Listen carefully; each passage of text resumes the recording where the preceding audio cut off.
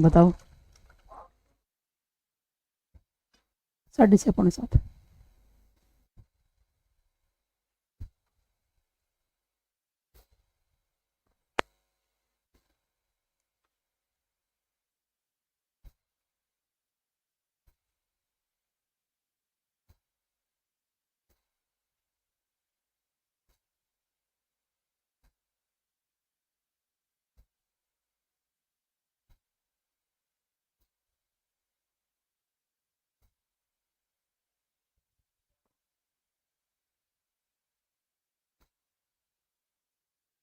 दिखाओ पहले इतने।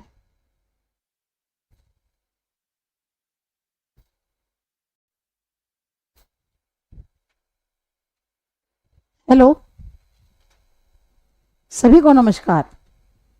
सभी बच्चों को गुड इवनिंग। आप सभी बच्चों का स्टडी मंत्रा पर स्वागत है। आ जाएं सभी बच्चे, जल्दी से करते हैं जी क्लास को शुरू। जल्दी से जुड़िए, जल्दी से। हाँ जी, आ जाएं। कर नहीं,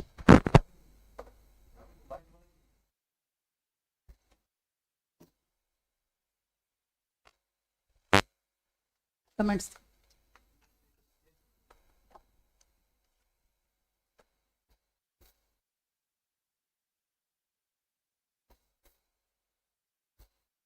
हाँ जी,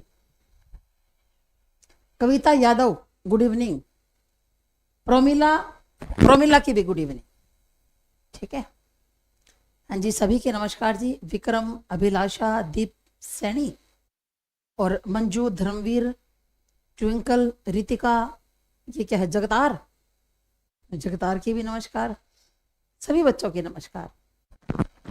हाँ जी, करें अपने टॉपिक को स्टार्ट। तो हमारा जो आज प्रैक्टिस है वो हमारी साइकोलॉजी की चल रही है, और नेक्स्ट वीक जो मैं आपको प्रैक्टिस करवाऊंगी वो मैं करवाऊंगी आपको हिंदी की। लगा कि क्वेश्चन चल रहे हैं, नहीं नहीं, क्लास अभी शुरू हुई है अभिलाषा। और नेक्स्ट वीक मैं आपको हिंदी की प्रैक्टिस करवाऊंगी, जो एस्टेट के लिए भी है और सीटी के लिए भी है, जो दोनों के लिए होगी भाई। ठीक है। संदीप यादव नमस्कार, कमलेश की भी नमस्कार, गोल्डी, पिंकी, हाँ जी, सभी के नमस्कार जी। अनूप, अच्छा डी आंसर, आंसर भी आ गया। Jagtar, Jaggu, how are you madam? Fine सू। आप बताओ, आप कैसे हैं? ठीक हो ना सारे? चलो जी। मोनिका, नरेश, सभी के नमस्कार। तो चलिए जी, हमारा पहला प्रश्न है आज का। निम्नांकित में से, मैडम इसी टाइम लगा लिया करो क्लास प्लीज। अच्छा, इसी टाइम लगा लिया करे, चलो जी, कोई बात नहीं। सीडीपी करवा के फिर हिंदी, हाँ नेक्स्ट वीक मैंने बोल ही दिया, नेक्स्ट वीक हिंदी की क्लास रहेगी। ठीक है। अगले हफ्ते मैं आपको हिंदी की क्लास करवाऊंगी, हिंदी की करवाऊंगी, कभी हिंदी करवा दूंगी, कभी ये करवा दूंगी, इसी तरह से आपकी तैयारी पूरी हो जाएगी। तो फिर मैं आपको लगातार हिंदी की क्लास आपकी होगी जी, पक्का होगी। ठीक है जी। चलो जी, यहां पर निम्नांकित में से कौन सी प्रक्रिया प्याजे के संज्ञानात्मक विकास की एक प्रक्रिया नहीं है? ठीक है। तो आपने कहना है जी सम्मिलन, एसिमिलेशन, तो ये तो प्याजे का कॉन्सेप्ट है। एकोमोडेशन, ये भी प्याजे का है। अडेप्टेशन भी है, लेकिन शेपिंग नहीं है। बिल्कुल आप सबका सही आंसर है। शेपिंग जो है वो स्किनर का कॉन्सेप्ट है। शेपिंग के बारे में बात कौन करते हैं? स्किनर करते हैं। अच्छा, शेपिंग होती क्या है? अब है कि शेपिंग होती क्या है। हाँ, शेपिंग, स्किनर ने कहा था कि शेपिंग उसे कहा जाता है कि किसी को भी उसके काम के बदले पुनर्बलन देकर धीरे धीरे धीरे व्यवहार को मॉडिफाई किया जा सकता है। धीरे धीरे व्यवहार को मॉडिफाई किया जा सकता है, उसको शेपिंग बोलते हैं। शेपिंग का मतलब, शेप का मतलब होता है आकार। भाई अगर आप किसी के व्यवहार को एक आकार में, है ना, या एक शेप के अंदर अगर आप लाना चाहते हो, तो उसके लिए आपको क्या देना पड़ेगा? उसको रीइंफोर्समेंट देना पड़ेगा। जैसे आपके क्लास में एक बालक ऐसा है जो नालायक है, यानी कि पढ़ता नहीं है, तो आप क्या करोगे? उसको शेपिंग देना थैंक यू जगतार। उसको शेपिंग देना शुरू करोगे। वो कैसे करोगे? जैसे बच्चे को आपने कहा कि कल तुम बेटा एक प्रश्न याद करके आना, एक प्रश्न तुम्हें याद करके आना है, बच्चा अगले दिन एक प्रश्न याद करके आएगा, आप उसको कहोगे शाबाश, बहुत अच्छा, वेरी गुड, शाबाश, और आपने अपने पर्स में से निकाल कर एक ट्रॉफी उसको दे दी। अब अगले दिन के लिए अगर आप 2 क्वेश्चन दोगे ना तो बच्चा वो 2 भी कराएगा। फिर अगले दिन फिर आप कहोगे अरे बहुत अच्छा, तुम तो बड़े अच्छे हो गए हो, बड़े समझदार हो गए हो, ऐसे किया करो बेटा, तुम थोड़ा आगे मेरे पास बैठा करो, इस बेंच पर बैठा करो, मेरी कुर्सी के पास। ठीक है, धीरे धीरे धीरे अगर आपने उसके व्यवहार को इसी तरह करते रहे तो एक दिन चेंज हो जाएगा उसका व्यवहार। ठीक है ना। क्लास रुक रही है मैडम? नहीं, हमारे सामने तो सही चल रही है, मेरे सामने चल तो रही है। यहाँ पर कोई और बच्चा बताए? चलो जी, तो यहाँ पर आंसर क्या आ जाएगा जी? 4 आएगा, यानी कि शेपिंग यहाँ पर आंसर आ जाएगा। उसके बाद अगला हमारा प्रश्न क्या है?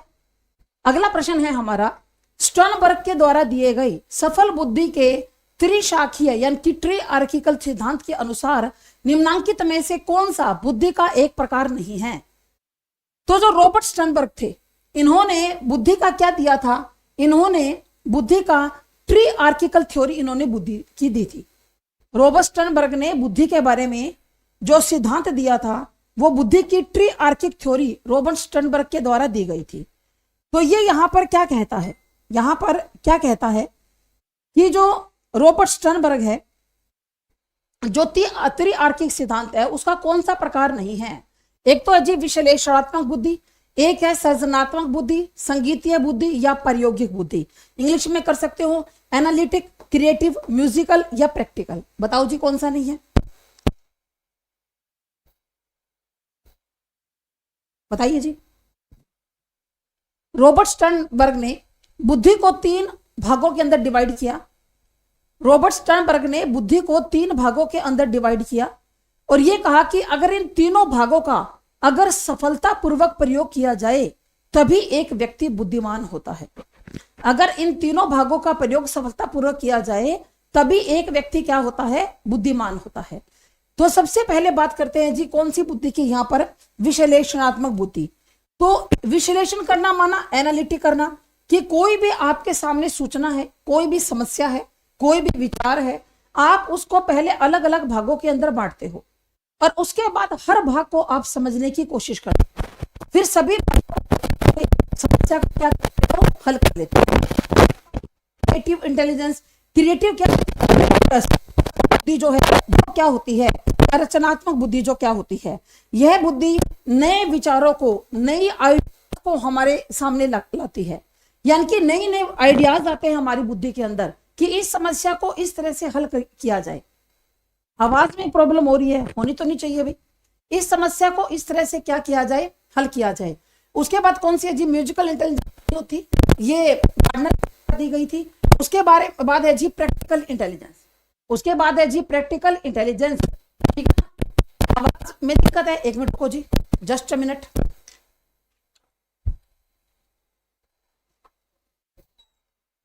सतीश, आवाज में दिक्कत है।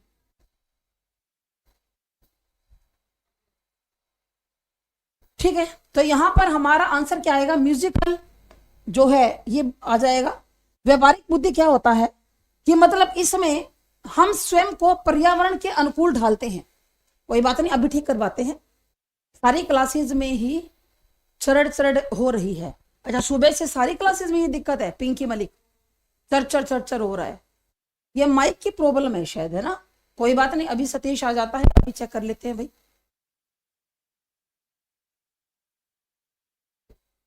ठीक है, क्लियर बात? तो यहां पर अब ठीक है जी, यहां पर म्यूजिकल इंटेलिजेंस जो है वो हमारा आंसर आ जाएगा। चलो जी, उसके बाद अगला हमारा प्रश्न क्या है कि यह कथन कि तुम मेरी पीठ पर खुजली करो, तुम मेरी पीठ पर खुजाओ और मैं तुम्हारी पीठ पर खुजाऊंगा, निम्नांकित में से किस प्रकार की नैतिकता की ओर संकेत करता है? तुम मेरी पीठ पर खुजली करो और मैं तुम्हारी पीठ पर खुजली करता हूं। जैसा कि प्याजे ने बताया, सहयोग की नैतिकता का आरंभ है या पूर्व रूढ़िवादी नैतिकता है, वास्तववाद है, रियलिज्म है या नैतिकता से कोई संबंध नहीं है?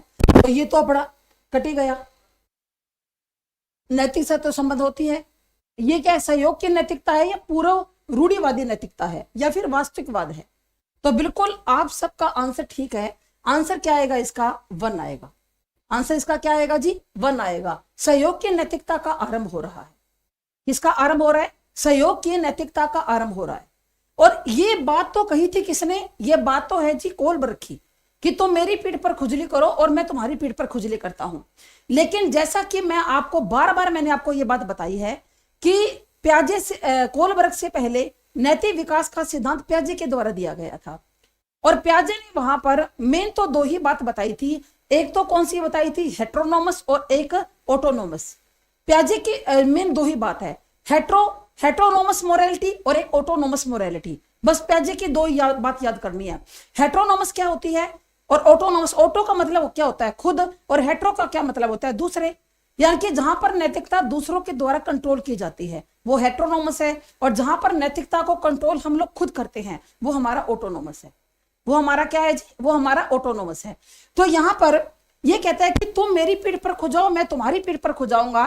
इस प्रकार की नैतिकता की ओर इंगित इशारा करता है, जैसा कि प्याजे ने बताया। तो ये सहयोग की नैतिकता का आरंभ है। ये क्या है? सहयोग की नैतिकता का क्या है? आरंभ है। क्योंकि भाई तक यहां पर आप यूं कह सकते हो कि टिट फॉर टैट। आवाज में दिक्कत बता रहे बच्चे, ये क्या मतलब?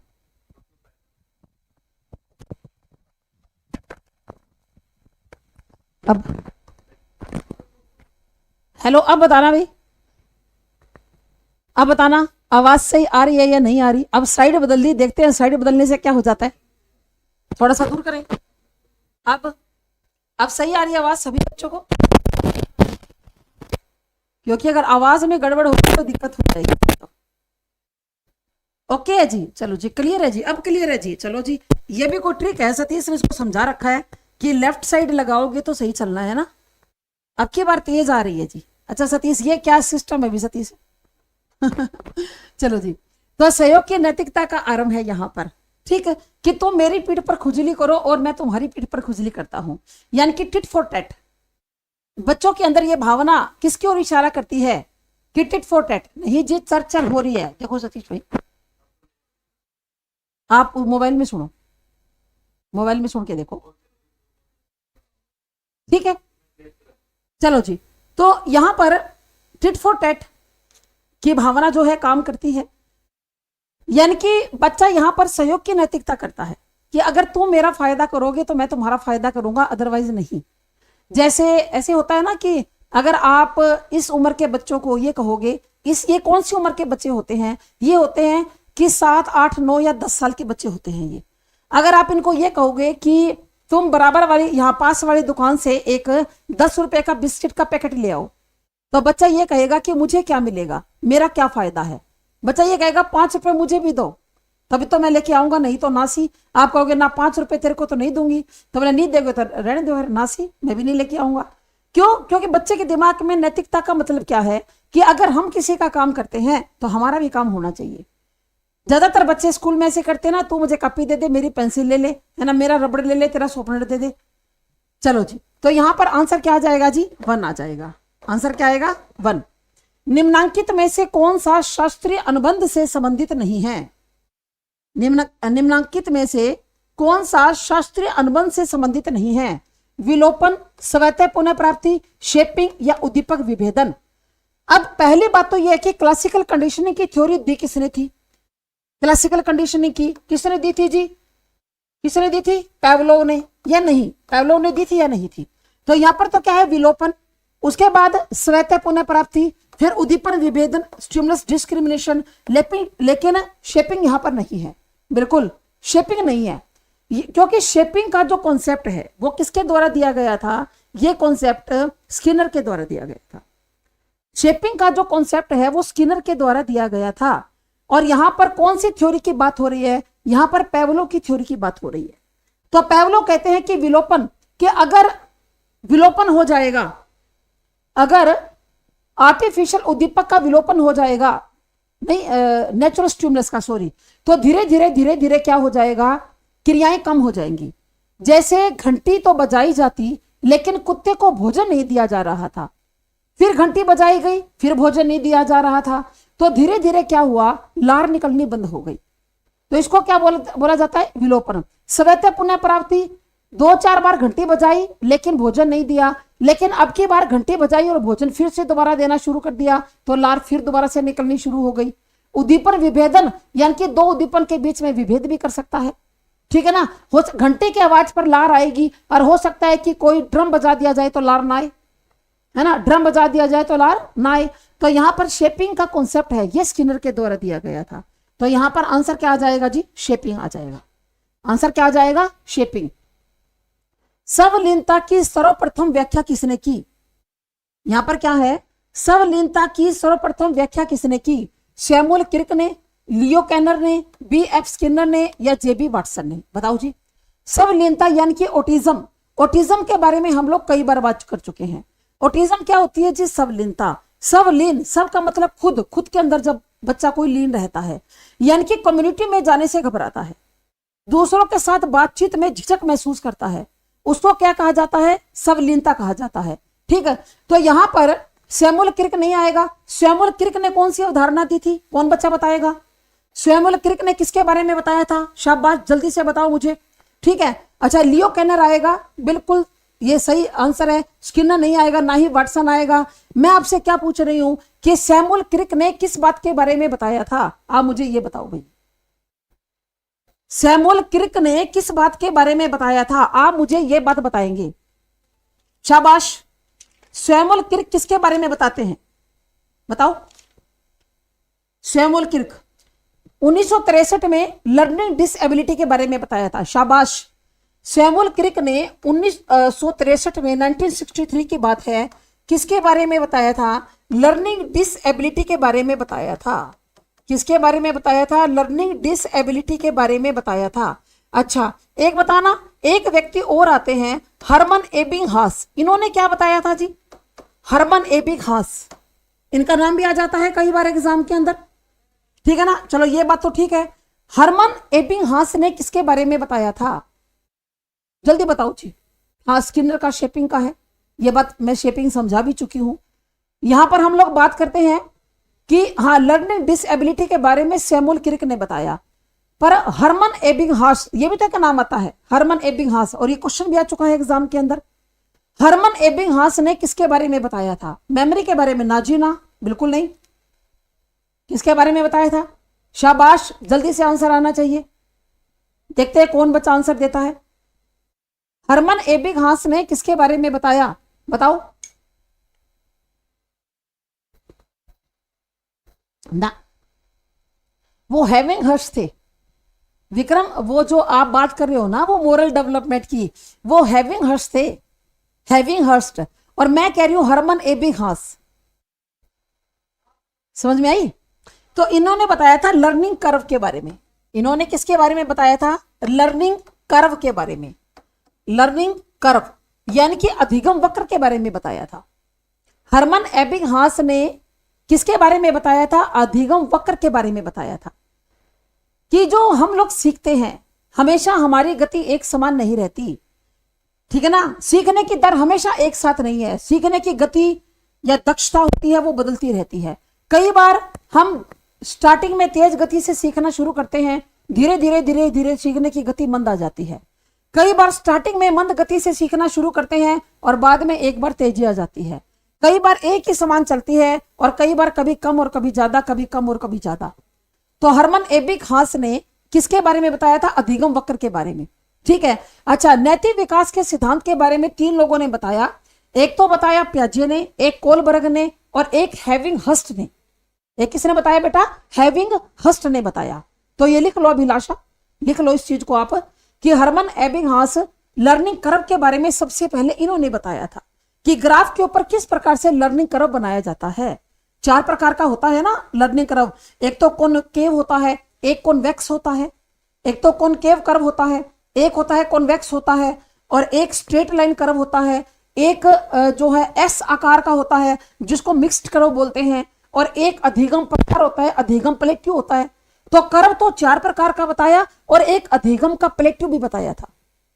समझ में आया? अब आया, याद आया कुछ? हाँ चलो जी, हाँ जी, हरमन एबिंगहास, बिल्कुल। तो यहां पर और तो अपने को पता ही है जी। चलें आगे, इसी तरह से रिवीजन होगी बस। इसी तरह से रिवीजन करते जाएंगे और नई नई बातें हैं वो सीखते जाएंगे। ठीक है, चलो अब आगे बढ़ते हैं। चलिए मैडम, अच्छा, निम्नलिखित में से कौन सा विकल्प समाजीकरण की प्रक्रिया के अंतर्गत नहीं आता? सामाजिक रूप से अनुमोदित व्यवहार को सीखना, सामाजिक रूप से अनुमोदित भूमिका का निर्वाह करना, सामाजिक अभिवृत्ति का विकास करना, या आत्म केंद्रित व्यवहार का अनुमोदन करना। एक बात सुनो मेरी ध्यान से, कि ये जो समाजीकरण है, जो सोशलाइजेशन है, इसके अंदर एग्जाम में और कुछ भी नहीं आता। या तो आपको समाजीकरण के बारे में पूछेगा, जैसे कौन सा समाजीकरण की प्रक्रिया में नहीं आता या कौन सा आता है, या फिर पूछेगा प्राइमरी सोशलाइजेशन और सेकेंडरी सोशलाइजेशन। इसके अलावा सोशलाइजेशन में अब तक तो कुछ पूछा नहीं भाई। ज्यादा सोशलाइजेशन के अंदर ज्यादा अपने को डीप में नहीं जाना भाई। सोशलाइजेशन होता क्या है? अब सबसे पहली बात तो ये आती है कि जो समाजीकरण है वो क्या होता है। कौन बताएगा जी समाजीकरण क्या होता है? शाबाश, बताओ जी, समाजीकरण क्या होता है? समाजीकरण देखो भाई, आज के कुछ नियम है, कुछ कायदे हैं, कुछ कानून है, हर समाज के होते हैं। हम जिस रहते हैं उसके अपने नियम कायदे कानून है। अब जो लोग गांव में रहते हैं उनके अपने नियम कायदे कानून है, होते हैं ना। जो लोग बड़े महानगरों में रहते हैं जैसे मुंबई में, दिल्ली में, कलकत्ता में, उनके अपने कुछ नियम हैं। जो विदेशों में रहते हैं उनके अपने कोई नियम है। होते हैं कि नहीं होते? बिल्कुल होते हैं। तो जो घर में बच्चा होता है उसको उन नियमों के अनुसार ढालना, समाज के नियम कायदे कानून बच्चे को सिखाना ही समाजीकरण है भाई, सीधी बात है। ठीक है ना, समाज के कायदे कानून नियम बच्चे को सिखाना ही समाजीकरण है। बिल्कुल सही कहा Anu, adapt social values, social values को अडेप्ट करना। जैसे हम लोग शहर में बोल देते हैं कि भाई हम तो सिर के ऊपर पल्लू नहीं लेते, हम तो घूंघट नहीं निकालते, हमारे शहर में ऐसा हम तो नहीं करते। लेकिन गांव के अंदर जैसे कई ऐसे गांव है जिनके अंदर रिवाज है, वो कहते हैं ना जी हमारे गांव में तो अगर कोई महिला है ना, तो सिर के ऊपर पल्लू नहीं करेगी तो गांव में बातें बन जाएंगी, है ना। लोग कहेंगे कि फलाने की जो बहू है वो तो बिल्कुल भी शर्म लिहाज नहीं है, ऐसे सिर उघाड़े घूमती रहती है। तो अब उस बहू को जो उस गांव में जाएगी तो वहां के नियम कायदे कानून अपनाने पड़ेंगे। क्यों? हम लोग सामाजिक प्राणी हैं, समाज के नियम कायदे कानून हमें अपनाने पड़ते हैं। ठीक है, हाँ ये अलग बात है कि कुछ नियम गलत हो तो हम उसको चेंज कर सकते हैं, पर वो एकदम से चेंज नहीं होंगे, उनको चेंज होने में टाइम लगेगा। उनको चेंज होने में क्या लगेगा जी? टाइम लगेगा ना। आज मैराथन लेनी है ना, आज लंबी क्लास लेनी है, इसीलिए ये टाइम लिया है। ठीक है, तो जो समाजीकरण होता है वो होता है जी दो प्रकार का। समाजीकरण क्या होता है जी? दो प्रकार का होता है। ठीक है, तो पहला समाजीकरण होता है प्राइमरी और दूसरा होता है सेकेंडरी। तो जो प्राइमरी होगा, नेचुरल सी बात है, उसके अंदर क्या आएगा? हमारा परिवार आएगा। हाँ, खान सर की वाइफ एक अच्छा एग्जाम्पल है, बहुत बढ़िया बात कही साहिबा। जो खान सर की वाइफ है ना वो एक अच्छा एग्जाम्पल है। देखो जब शादी है खान सर की दिखाते हैं सोशल मीडिया के ऊपर, तो घूंघट निकाल रखा है, क्योंकि उनके वहां रिवाज होगा भाई, उनके वहां रिवाज होगा। अब आप यूं थोड़ा ना कह सकते हैं कि हाय देखो इसने इतने बड़े जो खान सर है उनकी वाइफ है घूंघट निकाल रखा है, भाई ये क्या बात हुई, ये तो पिछड़ापन है।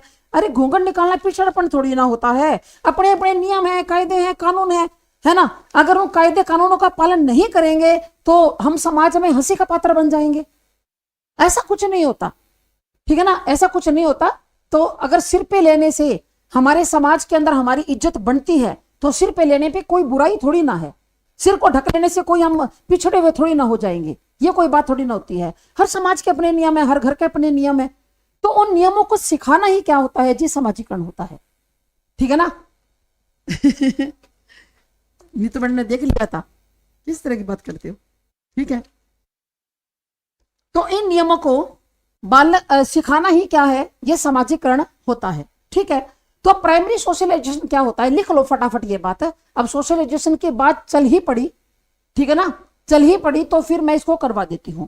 तो सबसे पहले क्या होता है? प्राइमरी सोशलाइजेशन, क्योंकि यहां से क्वेश्चन एग्जाम के अंदर आ जाता है। ठीक है, तो सबसे पहली बात क्या है? Primary socialisation. प्राइमरी, और यहां पर क्या है? सोशलाइजेशन। ठीक है, प्राइमरी सोशलाइजेशन क्या होता है? ये मोस्ट इंपॉर्टेंट है। पहली बात तो क्या है कि जो प्राइमरी सोशलाइजेशन है ये मोस्ट इंपॉर्टेंट होता है। पहली बात तो ये है, बहुत इंपॉर्टेंट है ये, ठीक है ना। ये कहाँ कब होता है? ये होता है जब इनफेंसी, यानी कि जब बच्चा शिशु होता है, इनफेंसी स्टेज पर, और अर्ली चाइल्डहुड, तो ये इस स्टेज पर होता है, इनफेंसी में और अर्ली चाइल्डहुड में ये होता है। ध्यान से समझना, अभी समझ में आ जाएगा, ठीक है। उसके बाद क्या है कि जो बेसिक नॉलेज होती है, जो एक बालक को क्या होती है, बेसिक नॉलेज मिलती है, जो एक बालक को बेसिक नॉलेज मिलती है, और जो बच्चा लैंग्वेज सीखता है, बच्चा क्या सीखता है, लैंग्वेज सीखता है, वो इसी के जरिए सीखता है। जो बेसिक नॉलेज होती है और जो लैंग्वेज होता है, जो लैंग्वेज होती है, इसी में बच्चा सीखता है। यानी कि व्यवहार यहीं पर सीखता है, बिहेवियर भी बच्चा यहीं पर ही सीखता है। इसमें कौन कौन आते हैं? प्राइमरी सोशलाइजेशन जो है, इसके अंदर आता कौन कौन है? पहले आप मुझे ये बताइए, जो प्राइमरी सोशलाइजेशन है इसमें क्या क्या आता है, ये कौन बच्चा बताएगा? बताओ जी, शाबाश। प्राइमरी सोशलाइजेशन में कौन कौन आता है, ये बात आप बताओगे मुझे। जल्दी बताओ कौन कौन आता है, शाबाश। प्राइमरी में आता है परिवार। कौन आता है? परिवार। और कौन आते हैं? हमारे मित्र। और कौन आते हैं? अड़ोसी पड़ोसी। ये आते हैं प्राइमरी के अंदर। प्राइमरी में फैमिली आती है, बिल्कुल आस पड़ोस के आते हैं। और हमारे कौन आते हैं जी? मित्र आते हैं। ये सारे के सारे किसके अंदर आते हैं? प्राइमरी के अंदर आते हैं, ठीक है। उसके बाद है जी सेकेंडरी सोशलाइजेशन। उसके बाद है जी हमारा कौन सा? सेकेंडरी सोशलाइजेशन, ठीक है। तो सेकेंडरी सोशलाइजेशन क्या है? सेकेंडरी, तो इसकी शुरुआत कहां से होती है? बाल्यावस्था से होती है। शुरुआत कहां से होती है इसकी? बाल्यावस्था से होती है। बाल्यावस्था से होती है। इसकी शुरुआत कहां से होती है जी? बाल्यावस्था से होती है। क्योंकि हम लोग क्या मानते हैं, 6 से लेकर 12 साल तक बाल्यावस्था मानते हैं ना, 6 से 12 तक हम लोग मानते हैं जी बाल्यावस्था। इसकी शुरुआत कहां से होती है? बाल्यावस्था से होती है, ठीक है। फिर अलग अलग तरह के जो सामाजिक व्यवहार है वो बच्चा यहां पर सीखता है। अलग अलग तरह के सामाजिक व्यवहार बच्चा सीखता है। सामाजिक व्यवहार बालक सीखता है, ठीक है। सामाजिक व्यवहार बालक सीखता है अलग अलग प्रकार के, ठीक है। फिर ये मदद करती है कि बालक समाज के नियम सीख ले, समाज के नियम सीखे, कानून सीखे, है ना। समाज के अंदर जो रिवाज हैं उनको सीख ले। इनके अंदर क्या करता है जी? हेल्प करता है, ठीक है ना। और साथ साथ में प्राइमरी सोशलाइजेशन भी साथ साथ में चलता रहता है। अब आप ये मत मानो कि सेकेंडरी सोशलाइजेशन आ गया तो प्राइमरी बंद हो जाएगा। प्राइमरी भी साथ साथ में चलता रहता है, ठीक है। सेकेंडरी में कौन कौन आते हैं? सेकेंडरी में आता है जी क्या? स्कूल आता है। सेकेंडरी में क्या आता है जी? स्कूल आता है, टीवी आता है। स्कूल है जी, टीवी है, फिर खेल का मैदान है, उसके बाद कंप्यूटर है जी। उसके बाद कंप्यूटर, या बच्चा लाइब्रेरी में जाता है, लाइब्रेरी आती है।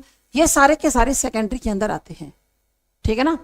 ये सारे के सारे किसके अंदर है? बिल्कुल जो मीडिया वगैरह है वो सारा सेकेंडरी में आता है। स्कूल है, मीडिया है, प्लेग्राउंड है, ये सारा का सारा सेकेंडरी में आता है। बिल्कुल सही बात है। चलो जी, अब बढ़ते हैं जी हम लोग। एक ये और देखना भाई, हरियाणा सीटी के लिए अगर कोई बच्चा बैच लेना चाहे हरियाणा सीटी के लिए, तो इसका जो बैच है 2025 बिल्कुल नया लाइव बैच है। बिल्कुल नया बैच है, एकदम लाइव बैच जो है ये चलेगा। और फीस रखी गई है मात्र 999। इसकी जो फीस है वो रखी गई है मात्र 999 रुपए फीस है इसकी, ठीक है। तो इसके अंदर लाइव क्लासेस मिलेंगी आपको, नोट्स और पीडीएफ भी आपको दिए जाएंगे। नोट्स और पीडीएफ भी आपको दिए जाएंगे। फ्री 150 मॉक टेस्ट, जो 150 मॉक टेस्ट आपको लगाने हैं वो बिल्कुल फ्री होंगे इसी बैच के अंदर, कोई पैसा नहीं लिया जाएगा आपसे। डाउट सेशन भी लिए जाएंगे और आपके लिए 6 महीने की क्या रहेगी, वैलिडिटी रहेगी। 6 महीने की क्या रहेगी, जिसके अंदर वैलिडिटी रहेगी, ठीक है ना। तो और रिकॉर्डेड सीटी बैच नंबर 26 पहले से अपलोड कर दिया गया है, क्योंकि आजकल क्या करते हैं स्टडी मंत्रा पर जो बुरा सर है, जब भी बच्चा नया बैच खरीदता है तो पुराना बैच रिकॉर्डेड फॉर्म में उसके लिए डाल देते हैं। आप कहोगे मैडम ऐसा क्यों, ऐसा आपकी भलाई के लिए किया जाता है, ताकि अगर मान लो जैसे ये तो 6 महीने की वैलिडिटी है, मैंने आज हिंदी की क्लास, इसमें हिंदी में ही पढ़ाऊंगी, हिंदी की क्लास मैंने आज से शुरू की और हो सकता है कि 15 दिन के बाद बच्चे का कोई पेपर हो, बच्चा यूं कह दीजिए मैडम मैंने सीटी का बैच तो ले लिया पर जुलाई लास्ट के अंदर मेरा तो बीएसएफ का पेपर है, बीएसएफ का पेपर जुलाई लास्ट या अगस्त स्टार्टिंग में होगा, तो अब हमें यूं कहे मैडम जल्दी कराओ मेरा तो बीएसएफ का पेपर है। भाई इसके लिए हमने सॉल्यूशन ऑलरेडी डाल रखा है, आप वो सारी चीजें घर पर एक्स्ट्रा टाइम लगा के रिकॉर्डेड से पूरी कर लो, और लाइव चल रहा है वो तो देखो ही देखो, रिकॉर्डेड में भी हम ही पढ़ाने वाले हैं और लाइव में भी हम ही है। बैच नंबर 26 रिकॉर्डेड है, उसमें भी हिंदी मैंने पढ़ाई और इसमें भी मैं ही पढ़ाऊंगी, ठीक है, समझ में आई बात। हाँ तो जुलाई में ही बताते हैं, सीटी तो मैडम जुलाई में ही बताते हैं, तो 6 महीने की वैलिडिटी तो दे दी फिर है। अगर आगे सिरक गया तो क्या करोगे भाई अनु, अगर मान लो अगस्त या सितंबर में अगर आगे डेट पोस्टपोन होगी फिर क्या करोगे, ठीक है, अभी तो नहीं होगा सीटी इतनी जल्दी, इसलिए 6 महीने की वैलिडिटी रखी गई है। 6 महीने में आपको बहुत बढ़िया तरीके से पढ़ाएंगे, बिल्कुल आपको नोट्स पीडीएफ सब कुछ दे देंगे। उसके बाद आप अपनी आराम से लाइब्रेरी में बैठ के तैयारी करना, भी सीटी होगा बीच में हो जाए बाद में होगा, फटाक से आप तो वहां पर बाजी मार ले जाओगे, ठीक है, समझ में आया। तो ये आपके लिए केवल सिर्फ 999 रुपए के अंदर दिया जा रहा है 6 महीने की वैलिडिटी के साथ, ठीक है। जो बच्चा मतलब लेने का इच्छुक हो वो ले सकता है, ठीक है जी। चलो तो यहां पर हमारा जो आंसर है वो हमने नहीं किया था, अब आंसर कर लेते हैं। तो बताओ क्वेश्चन नंबर 13 का आंसर क्या आएगा, क्वेश्चन नंबर 13 का आंसर क्या आएगा कि सामाजिक रूप से अनुमोदित व्यवहार को सीखना नहीं आता, तो ये तो होता ही है जी, हम जो समाज व्यवहार करेगा, learning to the behave in socially approved है, सामाजिक रूप से अनुमोदित भूमिका का निर्माण करना, ये बात भी ठीक है, सामाजिक अभिवृद्धि का विकास, बिल्कुल डेवलपमेंट ऑफ सोशल एटीट्यूड्स, ये भी ठीक है, आत्म केंद्रित व्यवहार का अनुमोदन, ये गलत बात है भाई। क्या हम सामाजिकरण के अंदर जो ईगोसेंट्रिक बिहेवियर करते हैं, ऐसा तो नहीं होता, ठीक है ना। मुझे एस्टेट भी देना है तो बहुत अच्छी बात है, देव जी एस्टेट भी दो, एस्टेट वालों के लिए तो है ही भी बेनिफिट है, जो कॉमन पार्ट है वो तो यहां से क्लियर हो ही जाएगा। एक साइकोलॉजी को छोड़ दो तुम 30 नंबर की, उसकी मैं आपको वैसे भी तैयारी करवा रही हूं, अब ये साइकोलॉजी की तैयारी चल तो रही है, नहीं तो आप साइकोलॉजी का अलग से भी ले सकते हो, तो इसके अंदर तो दोनों ही बात सज जाएगी आपकी। हरियाणा जी के इसके अंदर हो रही है, इंग्लिश इसमें होगी, हिंदी कॉमन इसमें होगी, ठीक है, और आपके मैथ होगा, रीजनिंग होगा, सारी नहीं सद रही अपनी। तो साइकोलॉजी वाला नोट्स है वो बहुत है क्या, हाँ, और बाकी आप मेरे से पढ़ ही रहे हो भीम सिंह, ठीक है ना, ठीक है। चलो जी, अब यहां पर हमारा आंसर क्या आ जाएगा जी, 4 आ जाएगा, आंसर क्या आएगा 4। आत्म केंद्रित व्यवहार का अनुमोदन करना ये समाजीकरण के अंदर नहीं आता, ये समाजीकरण के अंदर नहीं आता। चलो जी अब बढ़ते हैं आगे। वह आकलन जो अनुदेशन के दौरान या अनुदेशन से पूर्व किया जाता है उसे क्या कहा जाता है, द असेसमेंट, यहां पर असेसमेंट की बात हो रही है, डन ड्यूरिंग और before instructions is known as, वह क्या कहा जाता है, ठीक है ना। हाँ एमपीएस वाले बैच में सर ने फ्री में डाल रखी है, तो इतना हम वो पैसे का नाप तो नहीं लगाते कि ये बैच दे दिया उसमें वो ना दे, इतना नहीं है, बच्चे पास हो जाए, जीवन में आगे बढ़े, ये हमारे लिए मेन बात है, ठीक है ना, इसलिए रिकॉर्डेड भी डाल देते हैं। धन्यवाद जी ममता तेजपाल, ठीक है। तो बताओ जी, आकलन, रचनात्मक आकलन, औपचारिक आकलन या निदानात्मक आकलन, बताओ जी कौन सा है, कौन सा है,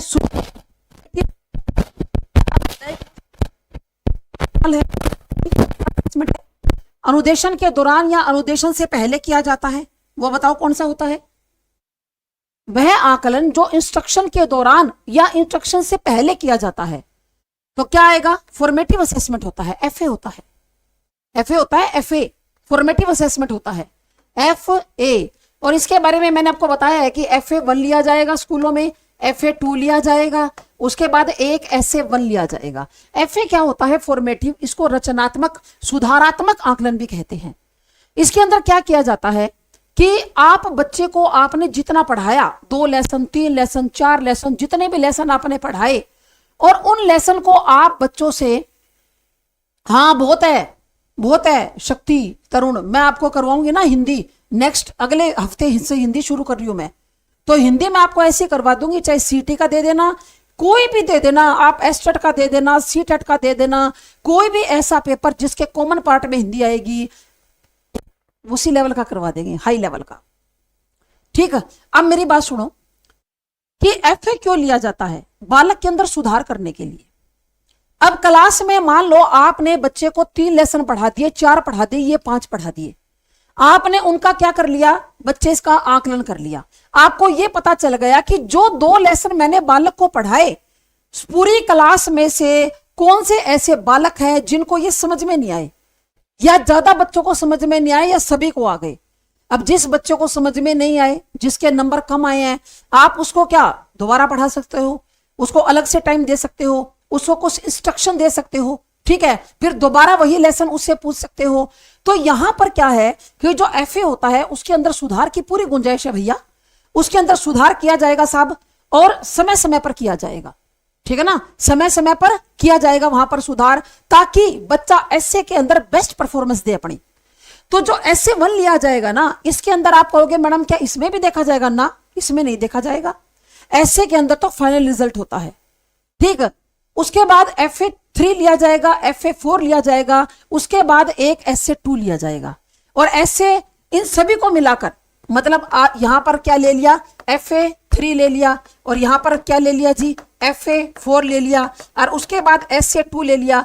अब FA1 का 10% जुड़ेगा फाइनल में, SA2 का भी 10% जुड़ेगा, SA1 का 30% जुड़ेगा, फिर इसका 10%, फिर 10%, और इसका फिर 30%, 30 और 30 60, 60 और 40 60%, और प्लस में बेटा 40%, 100% रिजल्ट बालक का निकाल दिया जाएगा। संदीप नमस्कार जी, ठीक है ना। CT का फॉर्म अप्लाई कर दिया क्या? प्लीज कोई बात नहीं, कर देना अप्लाई, ठीक, क्लियर बात कर लोगे। तो यहां पर हमारा आंसर क्या आ जाएगा जी? 2 आ जाएगा। उसके बाद अगला प्रश्न, जीन पियाजे के संज्ञानात्मक विकास के सिद्धांत के अनुसार एक बालक संरक्षण के सिद्धांत को समझने में सक्षम हो जाता है। तो पहले तो ये बताओ ये कंजर्वेशन क्या होता है? पहले तो आपको ये पता होना चाहिए कंजर्वेशन क्या होता है, इसके बारे में आपको पता होना चाहिए। Sensory motor stage, pre operational stage, concrete operation, ये तो बता ही दोगे। आप मुझे ये बताइए कि कंजर्वेशन क्या होता है, ठीक है ना। आप मुझे पहले ये बताएंगे कि कंजर्वेशन क्या होता है, क्या होता है अभी कंजर्वेशन? शाबाश,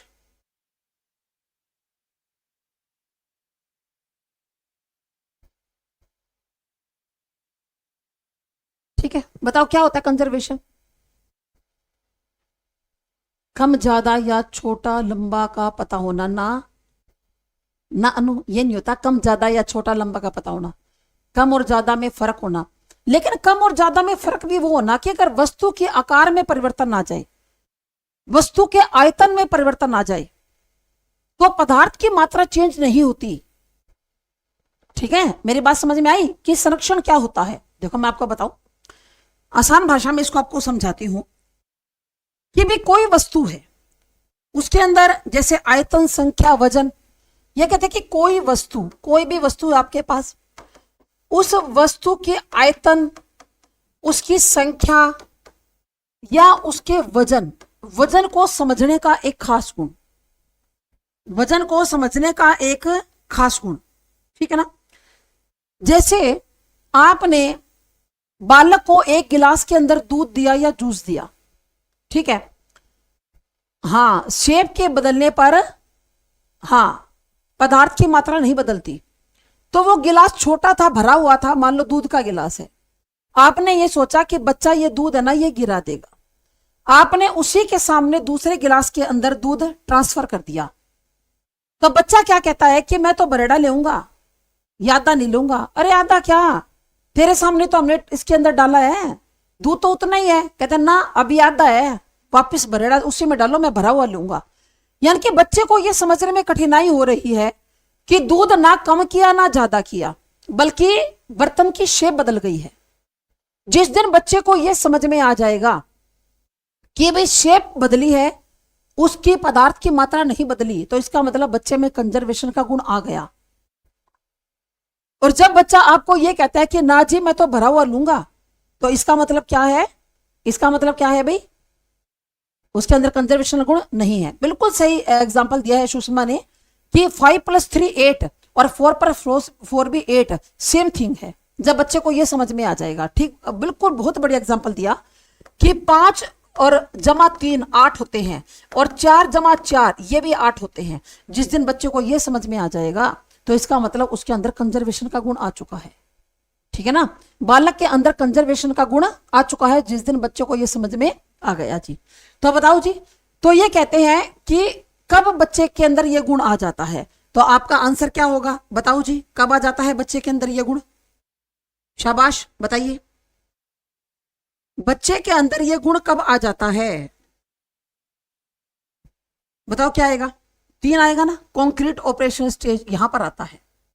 बच्चे के अंदर यह गुण यहां पर आता है क्योंकि सेंसरी मोटर स्टेज 0 से 2 है, ये 2 से 7 और 7 से 11 और ये 11 से प्लस।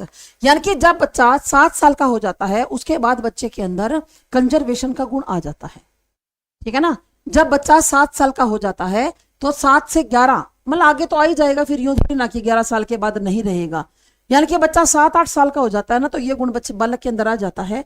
अब अगर आप ग्लास को ट्रांसफर भी कर दोगे उसके अंदर दूध को, तो बच्चा ये कहेगा सेम ही है, कोई फर्क नहीं है, बस ये बड़ा था और ये छोटा है। बच्चे में कंजर्वेशन का गुण आ चुका है।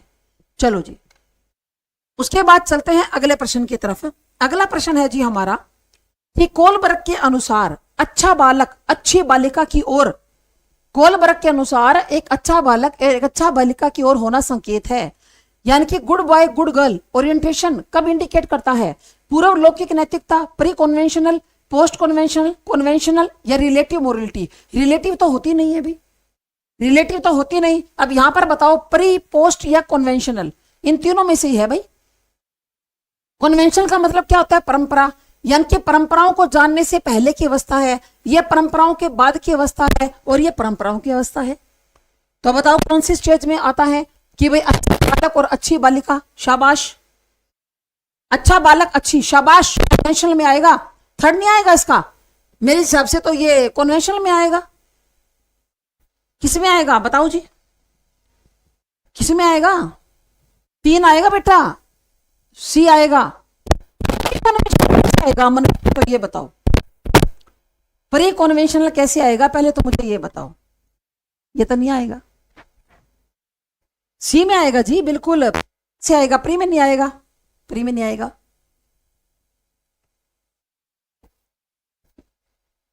प्री में नहीं आएगा, ये सी में आएगा। आप कहोगे मैडम कैसे, देखो मेरी बात सुनो, एक बालक जब प्री कन्वेंशनल स्टेज के अंदर होता है, ठीक है ना, तो उसके अंदर वो 2 अवस्थाएं उसकी होती हैं। पहला कौन सा, आज्ञा एवं दंड पालन उन्मुखता। या तो बच्चा नैतिकता का पालन, आज्ञा का पालन करने के लिए करता है, नैतिकता का पालन, या दंड से बचने के लिए। उसके बाद उसी की सेकंड कौन सी है, उसी की सेकंड कि टिट फॉर टैट, तुम मेरी पीठ पर खुजली करो, मैं तुम्हारी पीठ पर खुजली करूंगा, या फिर मैं तुम्हारा काम तो कर दूंगा पर मुझे क्या मिलेगा। अब आ जाओ जी दूसरी स्टेज के ऊपर, दूसरी अवस्था कौन सी है, कन्वेंशनल। उसका चरण कौन सा है, पहला, दूसरे का पहला, कि अच्छा बच्चा अच्छी बच्ची। बालक केवल इसी बात को सुनना चाहता है कि मेरा बेटा तो बड़ा शाना है, मेरी बेटी तो बहुत अच्छी है। ये 11 से 13 साल की अवस्था होती है। ऐसा होता है, अगर आप में से किसी का बच्चा 11, 12 या 13 साल का बच्चा है, तो आप ये देखोगे उसके अंदर यही गुण है। अगर आप उसको यूं कह दोगे ना कि मेरा बेटा तो बड़ा शाना है और आज ये मेरे साथ मिलकर सारे घर की सफाई करवाएगा, शीशे साफ कर देगा खिड़कियों के, तो बेटा कर देगा। गुड़िया को कहोगे मेरी बेटी बड़ी शानी है, अभी सारा होमवर्क कर लेगी और अपने छोटे भाई को भी करवा देगी, क्योंकि बच्चा यही सुनना चाहता है। ठीक है ना। और ज्यादातर ऐसे पता है क्या होता है क्योंकि जैसे हमारे घर में भी है इस तरह का, एक 11-12 साल का बच्चा है, मतलब मेरी भांजा है, तो वो बहन को काम करवा देगा सिस्टर को, और फिर कोई घर पे आएगा ना तो ये कहेगा, वो सिस्टर कहेगी आज मैंने सारा काम किया, तो वो कहेगा मम्मी ये भी तो बताओ शीशे मैंने साफ किए थे, मम्मा ये तो बता दो ना कि मैं छत पर झाड़ू आपके साथ निकालने गया था, मम्मा मेरा नाम भी तो बताओ ना। क्योंकि बच्चा ये सुनना चाहता है कि उसने बहुत अच्छा काम किया है, वो बहुत अच्छा लड़का है। ऐसा होता है, आप भी देखना। गलत हो गया, ठीक है ना, अरे कोई बात नहीं, वो कोई नहीं, गलत गलत की कुछ नहीं होती, ऐसे तो होता रहता है ना। बड़े बड़े शहरों में छोटी छोटी बातें होती रहती हैं, है ना मन। यही बात है। चलो जी, ऐसा कुछ नहीं होता, होता है ना। आप कभी देख लेना 11-12-13 साल के बच्चे को 10 साल का बच्चा भी इसी तरह से बिहेव करता है लगभग, ठीक है। 4 वर्ष की बिन्नी ने बिस्तर गीला करना शुरू कर दिया। अब 4 साल की लड़की है, बिस्तर गीला कर रही है, तो थोड़ा गलत सही है, ठीक है ना, ऐसे करते हैं ना। तो जब उसके माता पिता एक नए बच्चे को घर लेकर आए, यह निम्नांकित में से किस प्रकार की सुरक्षा युक्ति का उदाहरण है? ये डिफेंस मैकेनिज्म में से क्वेश्चन आया है, ये डिफेंस मैकेनिज्म में से। क्या कहता है कि जो 4 साल की लड़की है बिन्नी, और वो क्या करती है, बिस्तर गीला करना शुरू कर देती है जब उसके माता पिता एक नए बच्चे को घर लेकर आए। मतलब कोई छोटा भाई या छोटा बहन उसकी पैदा हो गई, और वो छोटा बच्चा है, वो तो बिस्तर गीला करेगा, अब उसको देख के वो भी ऐसा ही कर रही है, ठीक है ना। हाँ, इसके अंदर कई बार है नीचे कट जाते हैं, कोई दिक्कत नहीं है, ठीक है। तो यहां पर बताओ क्या है, पश्चगमन है, दमन है, तादात्म्यकरण है, या फिर विस्थापन है? बताओ जी क्या है, बताओ इनमें से क्या है? शाबाश, इनमें से क्या है, आप ये बताइए, कौन बच्चा बताएगा क्या है?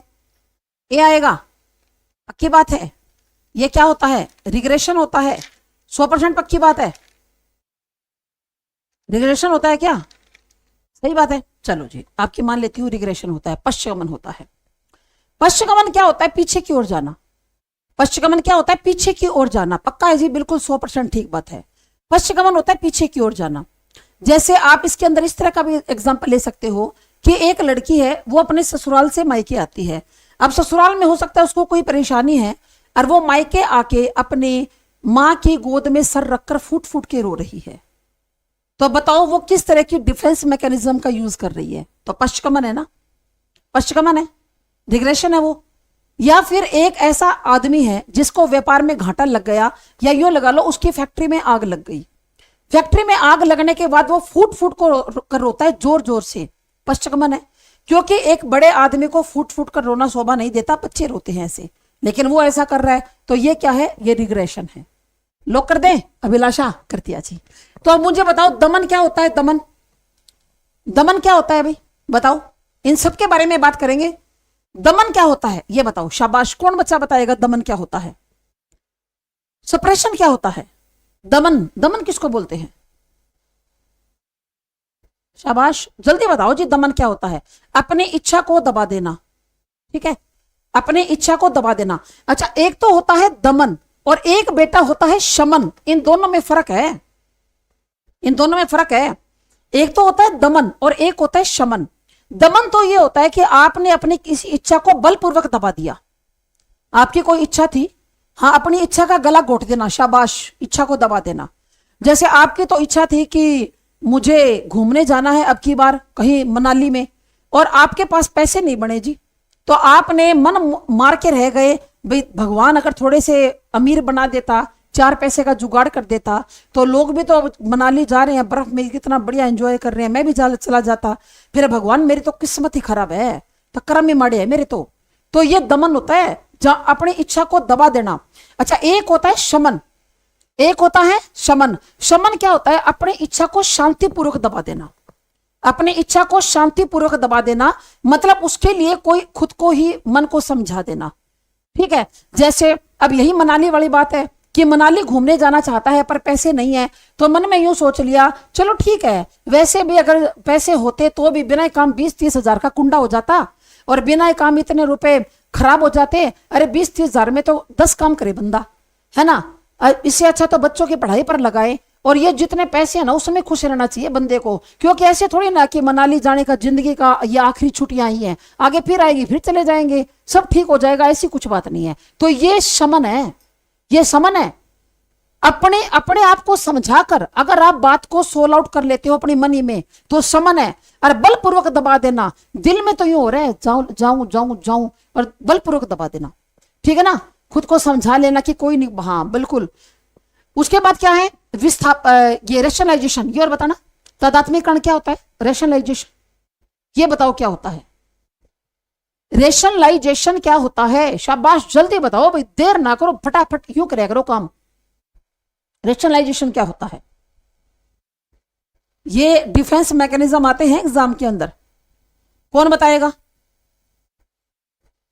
हाँ अच्छा लूंगा, बिल्कुल बिल्कुल। क्या है, समान में जानबूझ के इच्छा मारना, हाँ ये तो है समन, ये तो मान गए। ये बताओ रेशनलाइजेशन क्या होता है, आप बताओ, नहीं तो फिर मैं बताऊंगी क्या होता है रेशनलाइजेशन। कोई आइडिया होता है उसके अकॉर्डिंग चलना, अपना दोस्त दूसरों पर नाना, रेशनलाइज सबका, जल्दी बताओ अभी क्या होता है, ठीक है जल्दी बताइए क्या होता है, रेशनलाइजेशन क्या होता है।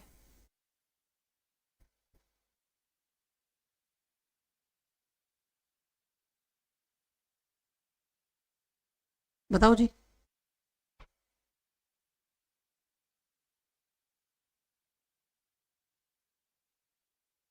एक ऐसा ये डिफेंस मैकेनिज्म है जो लोगों को तर्क या व्यवहार को उचित या वैध दिखाने के लिए, उसके लिए हाँ तर्क देना, बिल्कुल बिल्कुल, उसके लिए तर्क देना, जरूरत के हिसाब से उसे करना, हाँ हाँ बिल्कुल बिल्कुल सही। कोई चीज नहीं कर पाते तो वहां से नहीं, स्किप नहीं, तर्क दे देते हो। जैसे मान लो किसी बच्चे का कॉलेज में एडमिशन नहीं हुआ और वो ये कहे बाद में कि कोई बात नहीं, इग्नू से करना ज्यादा बढ़िया है, वैसे भी कॉलेज में आने जाने से क्या फायदा, एक तो पैसे की बर्बादी, ऊपर से बंदा बिगड़ भी जाता है।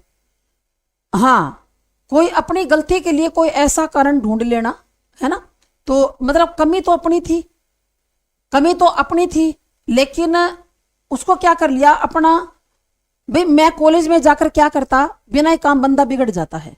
ये रेशनलाइजेशन होता है, ये रेशनलाइजेशन होता है। जैसे मैं ये बताऊं, मैं परसों की बात है, एक मुझे एक मिली भाई लड़की, तो मैंने उसको कहा कि वो इग्नू से बीए कर रही थी, मैंने कहा आप कॉलेज में क्यों नहीं गई, तो फिर वो बोली कि मैडम कॉलेज में जाने से, मैं बताऊं मुझे याद आ गया हाथों हाथ, परसों की बात है, बोले मैडम मैं कॉलेज में इसलिए नहीं गई कि बिना ही काम वहां कॉलेज में जाने से बिगड़ जाता है बंदा, और बोले कॉलेज में जाने से क्या फायदा, हर रोज आने जाने का किराया भी लगता है ऑटो का, यार स्कूटी लेनी पड़ती है, फिर है ना कॉलेज में माहौल ऐसा ही होता है, बिगड़ जाते हैं, तो इसलिए मैं तो कॉलेज में नहीं गई, मैं तो इग्नू से कर रही हूँ और मैं बीए फाइनल में हूँ। तो मैंने उसको कहा, मैंने कहा कि बीए फाइनल में हो तो मैं अपना अपना विचार है, बाकी मेरा ये विचार है कि नो नॉलेज विदाउट कॉलेज। भाई आप जीवन में कुछ भी और भी आपके मौके आ जाएंगे पर कॉलेज जाने का मौका दोबारा नहीं मिलेगा। मैंने कहा मैं तो खुद भी कॉलेज में गई हुई हूँ, और रही बिगड़ने की बात, वो तो अपने ऊपर डिपेंड करता है। भाई बाजार में मिठाई भी मिलती है और जहर भी मिलता है, कि आप मिठाई ले रहे हो या जहर खा रहे हो, है ना, इतना तो आपको सोचना चाहिए। फिर बाद में थोड़ी देर बात सुनने बाद बोली हाँ मैडम ये तो है ही, फिर पापा के पास है ना इतने पैसे भी नहीं थे कि मुझे कॉलेज में भेजे। मैंने कहा फिर बात ये है ना, बात ये है कि भाई पैसे नहीं थे घर में, है ना, जुगाड़ नहीं था, भाई कॉलेज के अंदर आने जाने का खर्चा करो, वो एक अलग बात है कि घर में जुगाड़ नहीं था तो चलो कोई बात नहीं, अब क्या करे बंदा, तो वो रेशनलाइजेशन होता है, ठीक है ना, रेशनलाइजेशन होता है। चलो जी उसके बाद आगे बढ़ो, ये डिस्प्लेसमेंट, ये और बता दो जी इसको क्यों छोटे, डिस्प्लेसमेंट, डिस्प्लेसमेंट का मतलब क्या होता है कि अपना गुस्सा कहीं दूसरी तरफ निकालना। मैं बता दूं, जैसे एक बच्चा है, विद्यार्थी है, उसको अध्यापक ने थप्पड़ मार दिया, 2-3 मार दिए, भी काम नहीं करके लाया, और वो स्कूल के पार्क में जो जहां पर पौधे लगे हुए हैं वहां जाकर पौधों को तोड़ तोड़ के फेंक रहा है, तो ये क्या होता है, होता है, ये डिस्प्लेसमेंट होता है, ठीक है ना, क्लियर बात। चलो जी अब देखो आगे, निम्नांकित में से कौन सा नवजात शिशु के रिफ्लेक्स का एक प्रकार नहीं है, कौन सा शिशु के रिफ्लेक्स का एक प्रकार नहीं है, बताओ जी कौन सा नहीं है, शिशु के रिफ्लेक्स का एक प्रकार नहीं है, बताओ जी। कौन सा आंसर आएगा यहां पर? शाबाश, जल्दी बताइए, देख लीजिए क्या आंसर आना चाहिए क्वेश्चन नंबर 18 का। कि आंख झपकाना, चूसना, तैरना, अरे ये तो आसान ही है। कार चलाना। अच्छा, आप तो खुद भी नो नॉलेज विदाउट कॉलेज हो। चलो वो अलग बात है कि आप किसी कारण से नहीं जा पाए, पर मेरा अपना पर्सनल विचार यही है कि बंदे को जरूर जाके आना चाहिए कॉलेज एक बार। तो वो अलग बात है कि कोई घर में दिक्कत थी, देखो वो तो सभी के लिए एक जैसा नहीं है, दिक्कत हो तो नहीं भी जाया जाता, लेकिन अगर घर में सब कुछ ठीक ठाक है ना तो कॉलेज में जरूर जाना चाहिए, सारा सिस्टम ठीक है। तो मैंने तो खुद भी कॉलेज शिफ्ट की थी, मैं तो खुद कॉलेज में जाती थी। ठीक है, तो यहाँ पर क्या आ जाए ड्राइविंग कार। अब शिशु ड्राइविंग कार को थोड़ा ना चलाएगा। चलो जी, अब यहाँ पर बढ़ते हैं जी आगे। ठीक है, और रही बात बिगड़ने सुधरने की, तो वो बेवकूफ है जो आज के टाइम के अंदर भी बिगड़ने की सोचता है, क्योंकि आज तो बहुत ज्यादा मतलब जॉब ओरिएंटेड हो चुके हैं बच्चे। ज्यादातर बच्चे ये सोचते हैं कि छोटी सी उम्र के अंदर जॉब लें। अरे ये जो है ना, जो बिगड़ना, इस शब्द को तो आप एक तरफ फेंक दो। ठीक है ना, चलो जी अब आगे बात करते हैं। अच्छा जी, बहुत बढ़िया। तो प्याजे का त्रिस्तरीय सिद्धांत, थ्री स्ट्रेटम थ्योरी दिया गया है, बुद्धि का, सॉरी मैंने प्याजे पढ़ लिया। प्याजे के द्वारा, बीने के द्वारा, कैरोल के द्वारा, कैटल के द्वारा। तो ये तो जमा आसान है। देखो बुद्धि का प्याजे ने तो दिया ही नहीं, और त्रिस्तरीय बीने ने भी नहीं दिया। अब इनमें से बता दो कैरोल का है या कैटल का है। ये दो तो यूं ही कट गए। फिर उस आप तो उससे भी बड़े में गए हो कमलेश, हैं? हम तो यूनिवर्सिटी नहीं गए। है कमलेश? चलो जी, तो प्याजे और बीने कट गया, कैरोल या कैटल, बताओ जी कौन सा? कौन सा? कैरोल आएगा, पक्की बात? बिल्कुल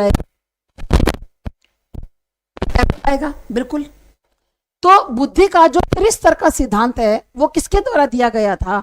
वो कैरोल के द्वारा दिया गया था। पक्की बात है क्या? पक्की बताना, कच्ची मत बताना भाई, कच्ची मत बताना, पक्की बात आना। बिल्कुल कैरोल के द्वारा दिया गया था। बुद्धि का त्रिस्तर का मॉडल किसके द्वारा दिया गया था? कैरोल के द्वारा। चलो जी आगे बढ़ते हैं।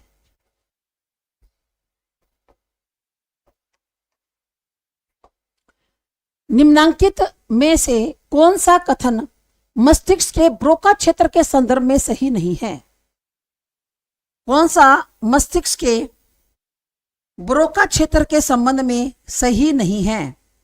ठीक है, तो सबसे पहले तो मुझे यह बताओ कि ब्रोका क्षेत्र क्या होता है, यह बताओ। मस्तिष्क का ब्रोका क्षेत्र क्या होता है, पहले तो यह बताओ। यह मस्तिष्क के बाएं फ्रंटल लोब में स्थित है। यह व्याकरण संबंधी प्रक्रियाओं में सहायता करता है, भाषा उत्पादन का काम करता है, यह शब्दों के अर्थ समझने में मदद करता है। बताओ जी।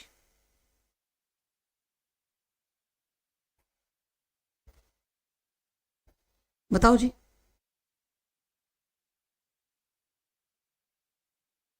कौन सा है? सही नहीं है, नहीं बताना है, आपने नहीं बताना है।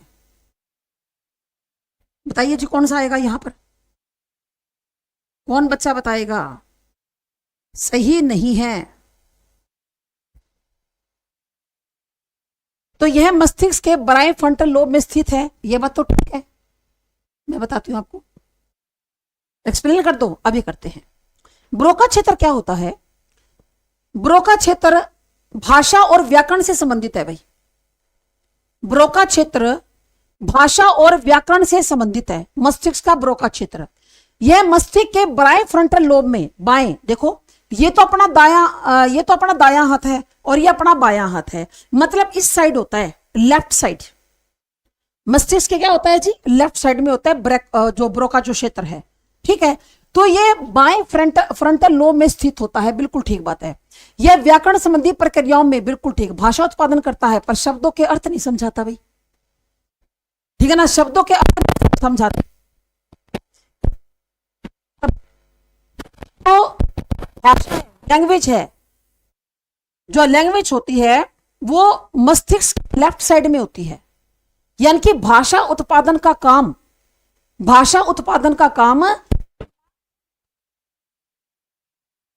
क्रिएटिविटी, सृजनात्मकता है ना, जो क्रिएटिविटी है वो दिमाग के कहां पर, राइट साइड में होती है। ये वहीं से क्वेश्चन आया है। ये बात मैंने आपको एक बार बताई थी पहले।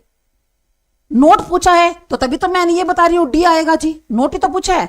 शब्दों के अर्थ समझने में मदद करता है, ये गलत है भाई, इसे शब्दों के अर्थ नहीं समझे जाते, ठीक है। ये तो बता रही हूं, शब्दों के अर्थ नहीं समझे जाते।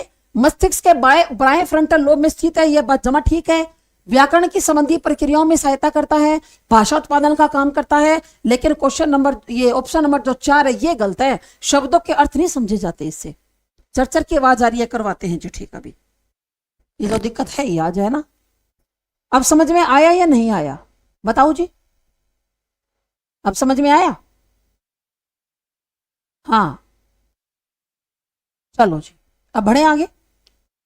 जो बायां फ्रंटल लोब है वहां पर यह स्थित होता है, कौन सा, ब्रोका क्षेत्र। वहां पर क्या स्थित होता है, ब्रोका क्षेत्र। बस इसके बारे में आपने यही याद करना है कि जो ब्रोका क्षेत्र होता है वो व्याकरण और भाषा का काम करता है, वो लैंग्वेज से और ग्रामर से संबंधित है। मतलब अगर हम भाषा सीखते हैं या हम ग्रामर सीखते हैं तो ये वाला भाग काम करता है। जब हम कुछ नया क्रिएट करते हैं, कुछ नया क्रिएट करते हैं तो ये वाला जो है ना, ये वाला लोब काम करता है, ठीक है। चलो जी आगे बढ़ते हैं। यदि एक बच्चा आपको यह बता रहा है कि आज सुबह उठने के बाद उसने क्या किया, तब वह क्या क्या प्रयोग कर रहा है, अर्थगत स्मृति का। बच्चा क्या प्रयोग कर रहा है, अर्थगत स्मृति का, संवेदी पंजीकरण का, प्रक्रियात्मक स्मृति का, या फिर धारावाहिक स्मृति का, या फिर धारावाहिक स्मृति का। ठीक है, बताओ जी किसका प्रयोग कर रहा है। शाबाश, हाँ, बी से ब्रोकर, बी से बाई, बिल्कुल प्रियंका, इसी तरह से याद कर सकते हो। तो उसने अर्थगत स्मृति का प्रयोग कर रहा है, संवेदी पंजीकरण का यानी कि सिमेंटिक मेमोरी का, या सेंसरी रजिस्टर का, या प्रोसीड्यूरल मेमोरी का, या एपिसोडिक। अरे एपिसोडिक का नहीं कर रहा तुमने, आपने डी क्यों नहीं सोचा, आप लोगों ने डी क्यों नहीं सोचा है भाई, आप लोगों ने डी क्यों नहीं सोचा, डी आएगा इसका, तो एपिसोडिक मेमोरी है। एपिसोडिक मेमोरी क्या होती है, जैसे आप यूं कहते हो, जैसे आपने कि हम लोग वहां पर गए पेपर देने के लिए चंडीगढ़, तो यहां से हमने बस स्टैंड पर गए, पर वहां पर एक बंदा है ना आवाज लगा रहा था कि अगर कोई गाड़ी वाला था कि अगर किसी को चंडीगढ़ जाना है तो भाई बैठ जाओ, बस किराया दे देना। हमने सोचा चलो भला बंदा लग रहा है, उसके साथ एक लेडीज भी थी, हम तो उसके साथ बैठ गए और पेपर देने के लिए चले गए। रास्ते में हमने ये खाया वो खाया, आगे उसने हमें वहीं छोड़ दिया जहां हमारा पेपर था, हमने बस किराया दे दिया। तो ये आप एपिसोडिक है, कैसे होगा, सी डी आएगा भाई, डी बताया, बहुत अच्छी बात है। अच्छा दिखा नहीं इंग्लिश के अंदर, ये ज्यादा नीचे हो जाता है क्या, दिखता नहीं है क्या, हो सकता है अभी, फिर आगे से थोड़ा सा ऊपर करवाएंगे, थोड़ा ये फोंट है ना छोटा करवा दूंगी आगे से, जब ये पीडीएफ बनवाऊंगी ना तो फोंट छोटा कर देंगे थोड़ा सा, ताकि आपको दिखा, या फिर ये ना थोड़ा सा ये ऊपर की तरफ ले लेंगे, कोई बात नहीं, आज दिक्कत हो रही है तो कोई बात नहीं, आगे से ऐसे कर लेंगे, ठीक है। चलो जी, तो ये प्रासंगिक स्मृति नहीं है, प्रोसीड्यूरल नहीं है जी, तो क्या है, धारावाहिक स्मृति का प्रयोग किया जा रहा है, ठीक है। अच्छा, कौन बच्चा बताएगा कि प्रक्रियात्मक स्मृति क्या होती है, कौन बच्चा बताएगा प्रक्रियात्मक स्मृति क्या होती है, बताओ, आपको बताओ ये क्या होती है प्रक्रियात्मक स्मृति। मैं बताती हूं आपको क्या होता है। यह एक दीर्घकालीन स्मृति होती है, यह एक दीर्घकालीन स्मृति होती है, दीर्घकालीन स्मृति होती है जो किसी काम को कैसे करना है, जो किसी काम को कैसे करना है इसके बारे में काम करती है।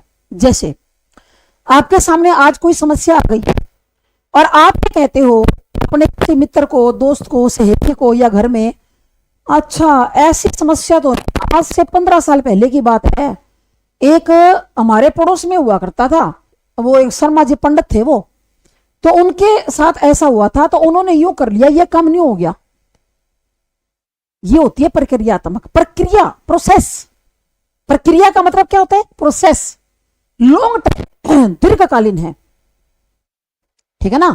ये क्या है? Long time. जैसे जब तू पढ़ाई क्या है, पैदा हुई थी तो बारिश हो रही थी, हाँ, जब तो पैदा हुई थी तो बारिश, लंबी स्मृति होती है, दीर्घकालीन स्मृति। प्रक्रिया, प्रक्रिया का मतलब क्या होता है? प्रोसेस, एक लंबे टाइम से, लॉन्ग टाइम के लिए होती है ये वाली, ठीक है ना। ये लॉन्ग टाइम से चली आ रही होती है। जैसे हम कह दें कि हाँ ऐसा तो पहले भी हुआ था, ऐसा हम करते थे, तो ये दीर्घकालीन स्मृति होती है। समझ में आई या नहीं आई? ठीक है ना, जो हमारी आदतों कौशलों से क्या होती है जी? संबंधित होती है, ठीक है ना। जैसे आप यूं कहते हो, अब इसमें यह भी आ जाएगा, मैं आपको बताऊं, जैसे साइकिल चलाना सीखना, तो एक बार आपको साइकिल चलानी आ गई तो आप, मान लो आपको साइकिल चलानी आ गई, 5 साल तक साइकिल नहीं चलाई, उसके बाद आपको साइकिल मिल गई, तो फिर आप कहोगे अरे चलाई तो घने साल हो गए, फिर एक बार मैं थोड़ा सा देख लूं, फिर आप 5-10 मिनट के बाद कहते हो हाँ मैं तो आती तो पहले से ही थी। तो ये प्रक्रियात्मक स्मृति आपकी। जैसे आपको कंप्यूटर आपको पहले चलाना आता था, आपको खूब कंप्यूटर बढ़िया चलाना आता था, फिर आप 2-3 साल नहीं चलाया, या फिर आप लगातार ही चला रहे हो, तो वो प्रक्रियात्मक स्मृति और क्या है? हाँ, जिसको आप भूलते नहीं हो, जो काफी लॉन्ग टाइम से आपको याद है, ठीक है ना, जो आपको काफी लॉन्ग टाइम से याद है, ठीक है। चलो जी, उसके बाद आगे चलते हैं। नाटकीय खेल के बारे में निम्नांकित में से कौन सा कथन सही नहीं है? कौन सा कथन सही नहीं है? ठीक है ना, बिल्कुल लॉन्ग टाइम तक याद रखते हैं पूजा। नाटकीय खेल के बारे में which of the following is not true about dramatic play? यह सक्रिय खेल का एक प्रकार है। यह स्वांग रचना खेल, मेक बिलीव प्ले के नाम से भी जाना जाता है। इसमें प्रत्यक्ष व्यवहार समाहित है। यह हमेशा पुनर्उत्पादक होता है, रिप्रोडक्टिव होता है। बताओ जी क्या आएगा? शाबाश। यह हमेशा रिप्रोडक्टिव होता है, ठीक है। बताओ कौन सा एक? यह सक्रिय खेल का एक प्रकार है। यह स्वांग रचना खेल के नाम से भी जाना जाता है। इसमें प्रत्यक्ष व्यवहार समाहित है। यह हमेशा पुनरुत्पादक होता है। तो क्लियर कट बात है। एपिसोडिक मेमोरी क्या होती है? भीम पूछ रहा है। तो भीम एपिसोडिक का तो मतलब बता तो दिया आपको, जिसको आपको कोई बात बिल्कुल एपिसोड की तरह याद हो, एपिसोड की तरह। जैसे कोई बंदा नहीं कहता भीम कई बार कि मैं वहां गया, फिर हमें सामने एक दुकान दिखाई दी, हमने पहले वहां पर चाय पी, और उसके बाद फिर जैसे बस आ गई उसमें हम चढ़ गए, आगे पहुंचे तो उतरते ही ऑटो मिल गया, आगे ये हुआ। तो वो एपिसोडिक मेमोरी होती है, मतलब आपके साथ जो घटित हुआ या जो आज आप सुबह से कर रहे हो, तो उसको आपने एक एपिसोड के जरिए बता दिया। ये लॉन्ग टाइम नहीं होती, ये लॉन्ग टाइम मेमोरी थोड़ी ना होती है, ठीक है ना। एपिसोड की तरह हो, जब बिल्कुल एपिसोड नहीं होता, ये टीवी में आते हैं एपिसोड। क्लास किस टाइम तक होगी मैडम? गोल्डी प्रभुच्छा तक है भाई, प्रभुच्छा तक चला ले क्या? गोल्डी तुम ही बताओ कब तक क्लास होनी चाहिए? आप बताओ जी, कब तक होनी चाहिए क्लास? 5:30 हो गए, ये बताओ कब तक होनी चाहिए? लंबी चलने दे क्लास को, कोई दिक्कत तो नहीं है, या है दिक्कत? दिन में ले लिया करो जी। तो अब दिन ही है मेरे ख्याल से तो कविता, चलने दो, बहुत बढ़िया क्लास है। चलो जी, प्रभुच्छा तक चलने दो। चलो जी, क्या करें अब हम, क्या करें कविता? घर का काम करना, अभी तो 5:30 ही बजे है। घर वालों को आज कह दो आज रोटी घंटा लेट मिलेगी, ठीक है। चलो जी, तो यहां पर क्या आएगा जी? 4 आएगा कि नहीं आएगा? बताओ, 4 आएगा ना? 4 आएगा ना? हाँ, काम का टाइम तो देखो, कई हर घर का अलग हिसाब होता है। कई घरों में भैंसे रखते हैं, है ना, और भी काम होता है, वो हर घर का अलग हिसाब है। तो देखो जी, यह सक्रिय खेल का एक प्रकार है, ये बात ठीक है। नाट्य खेल, यह स्वांग रचना खेल के नाम से भी जाना जाता है। इसमें प्रत्यक्ष व्यवहार भी समाहित है, बिल्कुल ठीक है। या यह हमेशा पुनरुत्पादक होता है, ठीक है। चलो जी, आप बताओ, इतने मैं बात कर लेती हूँ। हेलो, हाँ जी, हाँ जी, हाँ जी, हाँ जी, ओके,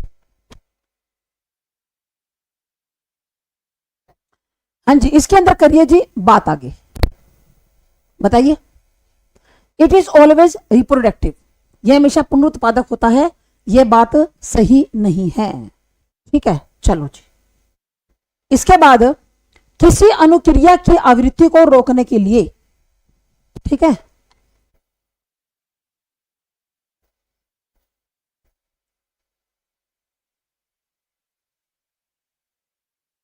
अब देखिए, किसी अनुक्रिया की आवृत्ति को रोकने के लिए किसी अप्रिय उद्दीपक के प्रयोग को कहते हैं सकारात्मक पुनर्बलन, नकारात्मक पुनर्बलन, दंड या प्रेरक। किसी अनुक्रिया की आवृत्ति को रोकने के लिए किसी अप्रिय उद्दीपक के प्रयोग को क्या कहते हैं? मान लो कोई काम बार बार किया जा रहा है, देखो इंग्लिश में पढ़ते हैं, presentation of an unpleasant stimulus. एक जो अनप्लीजेंट स्टिमुलस है उसको प्रेजेंट किया जा रहा है, क्यों? To decrease the occurrence of a response, किसी रिस्पॉन्स को रोकने के लिए। क्या जाना जाता है? बताओ जी, क्या जाना जाता है?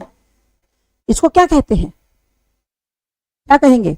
सकारात्मक पुनर्बलन, नकारात्मक, दंड या प्रेरक? बताओ जी। और ये प्रश्न मैंने कई बार करवाया आपको।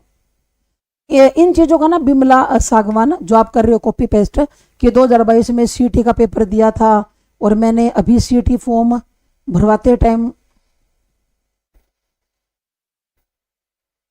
ना ऐसे तो कुछ नहीं होता होगा, बाकी वो ही बता देंगे आपको। हाँ मुझे पता था आप लोग नेगेटिव रिइंफोर्समेंट दोगे। क्यों दोगे भाई? ये मैंने कितने बार समझाया हुआ है, ठीक है ना? ये मैंने आपको कितने बार समझाया हुआ है।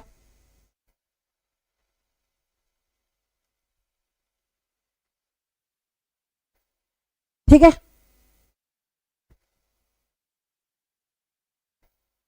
बताओ। शाबाश, पनिशमेंट आएगा भाई। आपने नकारात्मक पुनर्बलन क्यों किया? डी तो किसी प्रकार से नहीं, वो तो मोटिवेटर है भाई, वो तो प्रेरक है। अरे डी तो किसी प्रकार से भी नहीं आएगा। हाँ पनिशमेंट होगा रोकने के लिए। पुनर्बलन के बारे में मैंने आपको पहले भी समझाया हुआ है। अब मेरी बात आप लोग कान खोल के सुन लो। इस तरह का प्रश्न में आप गलती करते हो, 1 नंबर कटवा के आते हो। अब मेरी बात सुनो कैसे, ठीक है?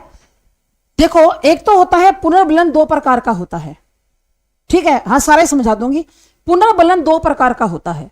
एक तो होता है पॉजिटिव यानी कि सकारात्मक, और एक होता है नेगेटिव। तो पॉजिटिव तो पता ही है जी सभी को, पॉजिटिव तो पता ही है। जैसे हमने बच्चों को कह दिया शाबाश बहुत बढ़िया, है ना, वाह जी वाह, क्लैपिंग करवा दी, चॉकलेट दे दी, टॉफी दे दी, तो ये क्या है? ये पॉजिटिव है। अच्छा, नेगेटिव रीइंफोर्समेंट क्या होता है? एक बात मेरी गांठ बांध लीजिए, रीइंफोर्समेंट कभी भी नेगेटिव नहीं हो सकता।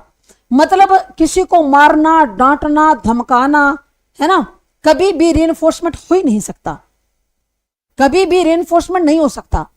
तो नेगेटिव रीइंफोर्समेंट होता क्या है? जैसे क्लास के अंदर बच्चे पढ़ रहे हैं और बराबर वाली क्लास से शोर आ रहा है, तो बच्चे आपको यूं कहते हैं कि मैडम हमसे पढ़ा नहीं जा रहा, शोर आ रहा है। तो आप क्या करते हो? आप क्या करते हो? बराबर वाले क्लास में जाओगे और उनको ये कहोगे कि भाई सारे बच्चे चुप हो जाओ, तुम क्यों इतना शोर मचा रहे हो बिना काम का? बराबर में भी एक क्लास लग रही है, वो डिस्टर्ब हो रही है, चुप होके बैठ जाओ सारे बच्चे, कोई भी नहीं बोलेगा आप क्लास के अंदर।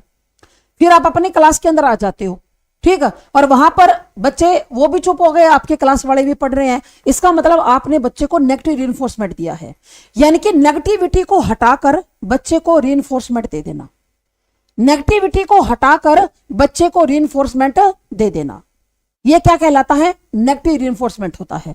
जैसे आपके घर के अंदर मान लो 2 ही कमरे हैं और घर के अंदर सदस्य ज्यादा हैं, मतलब बच्चे के लिए सेपरेट रूम नहीं है, तो आप क्या करते हो? बच्चे के लिए अपने घर के आसपास एक खोज करते हो, एक लाइब्रेरी मिल जाती है घर से थोड़ी दूर, तो आप वहां पर 500 रुपए भर के बच्चे को वहां बैठा देते हो कि बेटा तू यहां पर पढ़ लाइब्रेरी में आराम से, तुझे कोई दिक्कत नहीं है। तो आपने बच्चे को क्या दिया है? नेगेटिव रीइंफोर्समेंट दिया है, ठीक है ना, नेगेटिव रीइंफोर्समेंट दिया है, ठीक है। अच्छा, दंड क्या होता है? ये तो पता है, सजा, यानी कि बच्चे को आपने धमका दिया तो वो नेगेटिव पनिशमेंट है। मोटिवेटर क्या होता है? प्रेरक, जो आपको किसी काम को करने के लिए प्रेरणा दे, जो आपके प्रेरक क्या होता है? जैसे आपको भूख लगी है, मैं आपको बताती हूं, जैसे भूख लगी है और आप किसी मार्केट में जा रहे हो और आपको भूख लगी है, सामने मान लो स्प्रिंग रोल बन रहे हैं, मोमोज बिक रहे हैं, है ना, ज्यादातर तो यही पसंद होता है आजकल। अगर मैं यूं कहूंगी कि सामने मिठाई की दुकान है तो आप कहोगे मैडम मिठाई तो हम तो खाते नहीं मीठा, तो स्प्रिंग रोल, मोमोज, बर्गर तो खा लोगे, तो वहां पर वो है। फिर आप कहोगे, आप साथ वाले को, भाई भूख लग रही है, खा ले केक बर्गर, तो वो बर्गर आपके ध्यान को बार बार आकर्षित कर रहा है, और आपके साथ वाला जो कोई लड़की है, सहेली है, जो कोई भी है, वो ये कहता है कि ना एक बार थोड़ा सा बोले आप सामान ले ले, बोले छोड़ ना सामान को, भूख लगी एक बार बर्गर खा ले, आग ये बढ़िया बनाता है ना, ये नेपाली है, ये बढ़िया बनाता है। और तो वो क्या है, वो बर्गर प्रेरक है, वो जो उसकी दुकान है वो। फिर आप वहां पर जाके देखोगे बर्गर ले, स्प्रिंग रोल, गोलगप्पे ले है, मूंग का हलवा खाते तो नहीं कंवरजीत, है ना, मूंग का हलवा नहीं खाते आजकल जल्दी से। आप किसी भी शादी ब्याह में चले जाओ, भीड़ लगी पाएगी, जहां पर क्या मिल रहे होंगे, फास्ट फूड, चाउमीन मिल रही होगी, है ना, कोई चिल्ला चाला, कोई दही भल्ले मिल रहे होंगे। और जो ये होते हैं ना, जो रोटी सब्जी, और जहां मूंग का हलवा मिल रहा है, वहां जेंट्स तो बेशक खड़े मिले, है ना, लेडीज और बच्चे तो सारे वही मिलेंगे जहां पर फास्ट फूड है। हाँ, जेंट्स है वो ज्यादातर, वो फास्ट फूड नहीं खाते, वो रोटी खाते हैं, वो रोटी सब्जी हलवा थोड़ा सा लिया, रसगुल्ले रसगुल्ले रखा के पार बोले। लेकिन वो जो लड़कियां महिलाएं होती हैं, लड़कियां होती हैं या बच्चे होते हैं, वो फास्ट फूड पे मंडे रहते हैं सारा दिन, ठीक है ना, भूख लगवा दी। अच्छा जी, ये सच्चाई ना है तो बताओ, तो आंसर क्या आएगा जी, यहां पर 3 आएगा, आंसर क्या आएगा, 3 आएगा, ठीक है। चलो जी, तो यह कथन की व्यक्तित्व सीखी हुई अनुक्रियाओं का एक समुच्चय मात्र है, ठीक है ना, सही कहा है ना मैंने नीरू, गलत तो नहीं कहा, सही कह रही हूं मैं, ज्यादातर ऐसा ही होता है, ज्यादातर यूं ही होता है। यह कथन की व्यक्तित्व सीखी हुई अनुक्रियाओं का एक समुच्चय मात्र है, व्यक्तित्व के संदर्भ में निम्नांकित में से किस दृष्टिकोण की सर्वोत्तम व्याख्या है, ठीक है ना, किस दृष्टिकोण की सर्वोत्तम व्याख्या है। मुझे ना आपको बात बता रही थी ना, मुझे सुनील बुरा सर की हंसी आ रही थी कि जैसे हम कई बार होता है ना, स्टाफ के अंदर कोई कार्ड आ जाता है, जैसे शादी ब्याह ही जाता है, पूरा स्टाफ जाते ही हम लोग, तो जैसे हम जाते हैं तो सुनील सर सीधा बोलते हैं, बोले चलो सारे जन रोटी खा लेते हैं, जाते यूँ कहेंगे, और हम यूँ सोचते हैं भाई रोटी क्या सर, रोटी तो घर ही खा लेंगे भाई, थोड़ा सा ये खा लेते हैं। फिर कई बार तो बोल देते हैं कि सर हम तो वहां से खाएंगे, सर बोले हाँ ठीक है ठीक है, आपको अच्छा लगता है वो खाओ। तो फिर एक बार जाते हैं तो यूँ कहेंगे, बोले चलो सारा स्टाफ रोटी खा लेते हैं, तो सर खुद रोटी खाते हैं और कुछ खाते नहीं सर, ये फास्ट फूड वगैरह ये तो सर खाते नहीं है। चलो जी, यह कथन के व्यक्तित्व सीखी हुई अनुक्रियाओं का एक समुच्चय मात्र है, व्यक्तित्व के संदर्भ में निम्नांकित में से किस दृष्टिकोण की सर्वोत्तम व्याख्या है, ठीक है, देसी है ना, व्यवहारवादी दृष्टिकोण की, संरचनावादी दृष्टिकोण की, प्रकार्यवादी दृष्टिकोण की, या संज्ञानवादी दृष्टिकोण की, बताओ। पीजीटी का पेपर है, नहीं ये टीजीटी का पेपर है, अमन टीजीटी का पेपर है ये, बताओ जी क्या है। सीखी हुई अनुक्रियाओं का एक समुच्चय मात्र है, व्यक्तित्व के संदर्भ में ये किस दृष्टिकोण की है, व्यवहारवादी दृष्टिकोण की। बिहेवियरिज्म है जी, ये व्यवहारवादी है, ये क्या है, ये व्यवहारवादी है। तो आंसर आएगा जी ए, ना तो संरचनावादी स्ट्रक्चर ये नहीं है, ना फंक्शन वाला है, और ना कॉग्निटिव का है।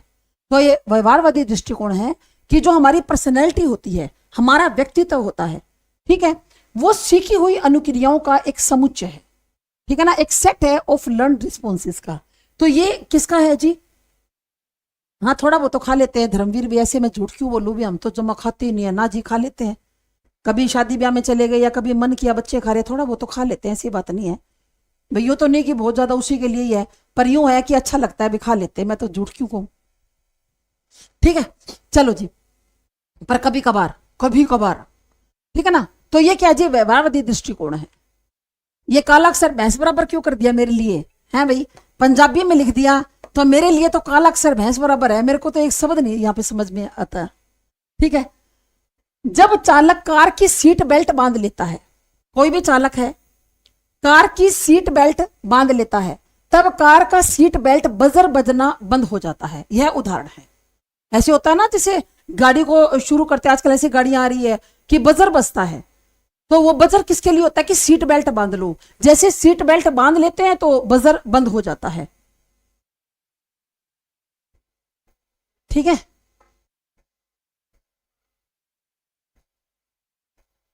मेरा को नहीं आती समझ, और मेरे को तो कुछ नहीं समझ में आती भाई, पंजाबी नहीं आती, क्या करें, ठीक है। तो यहां पर क्या है, आ जाएगा जी, सकारात्मक पुनर्बलन है, नकारात्मक पुनर्बलन है।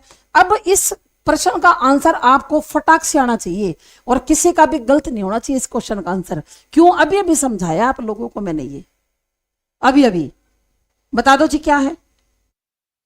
सीट बेल्ट बांध लिया, कार की सीट बेल्ट, बजर बजना बंद हो गया, तो कौन सा पुनर्बलन है? शाबाश, नेगेटिव रिइंफोर्समेंट है। नेगेटिविटी को हटा दिया। नेगेटिविटी क्या थी कि आप सीट बेल्ट आपने नहीं बांध रखी, ये नेगेटिविटी थी। जैसे सीट बेल्ट बांधी, ट्यू ट्यू ट्यू बजर बंधना हो गया बंद, तो ये बी आएगा। ज्यादातर बच्चों का ये ठीक है, ये नकारात्मक पुनर्बलन है ना। हिंदी की क्लास तो मैं नेक्स्ट वीक से लूंगी भी, ठीक है ना। जो भी बच्चा पूछ रहा है, अगले हफ्ते हिंदी की क्लास ही चलेगी। एक बार कई दिन हो गए ना साइकोलॉजी करवाते हुए, अब हिंदी की क्लास लेंगे कई दिन, ठीक है। हाँ चलो जी, तो यहां पर क्या आएगा? नेगेटिव रिइंफोर्समेंट आएगा। चलो जी, यह जानना कि साइकिल कैसे चलाएं किस चीज का उदाहरण है? यह जानना कि साइकिल कैसे चलाएं किस बात का उदाहरण है? प्रक्रियात्मक ज्ञान का, घोषणात्मक ज्ञान का, स्पष्ट ज्ञान का, कोई विकल्प सही नहीं है। अब यह प्रश्न भी आपको आना चाहिए, इसके बारे में भी पहले बात करके आए हैं। हाँ कोई बात नहीं महेंद्र, मैं समझ गई आपकी बात।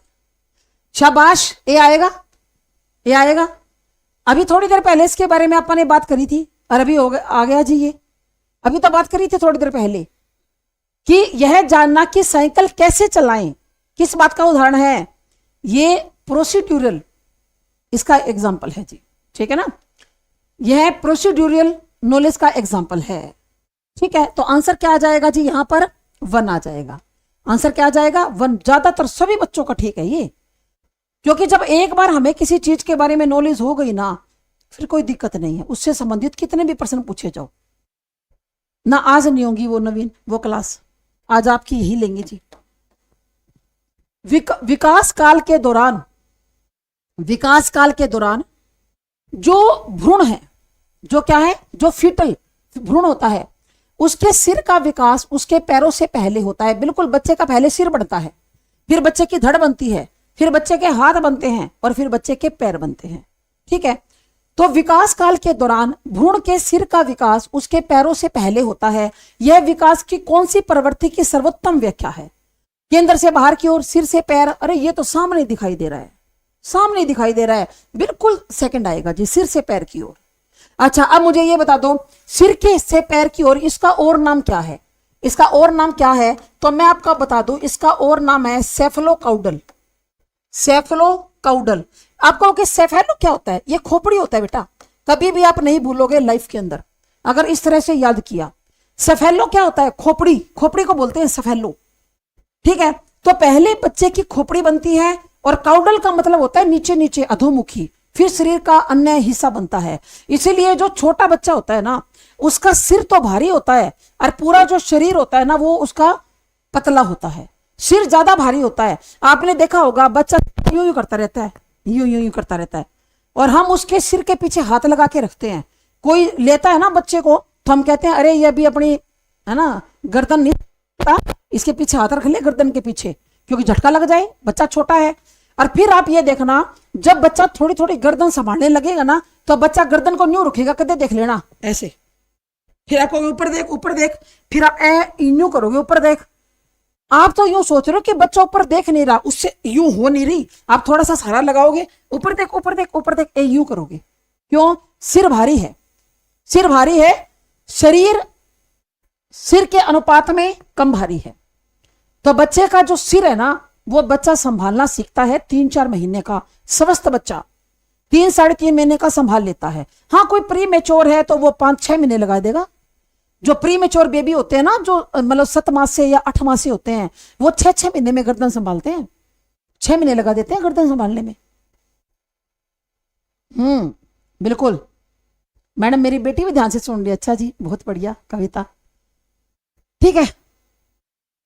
अच्छा अच्छा, 2.5 साल की है। चलो जी,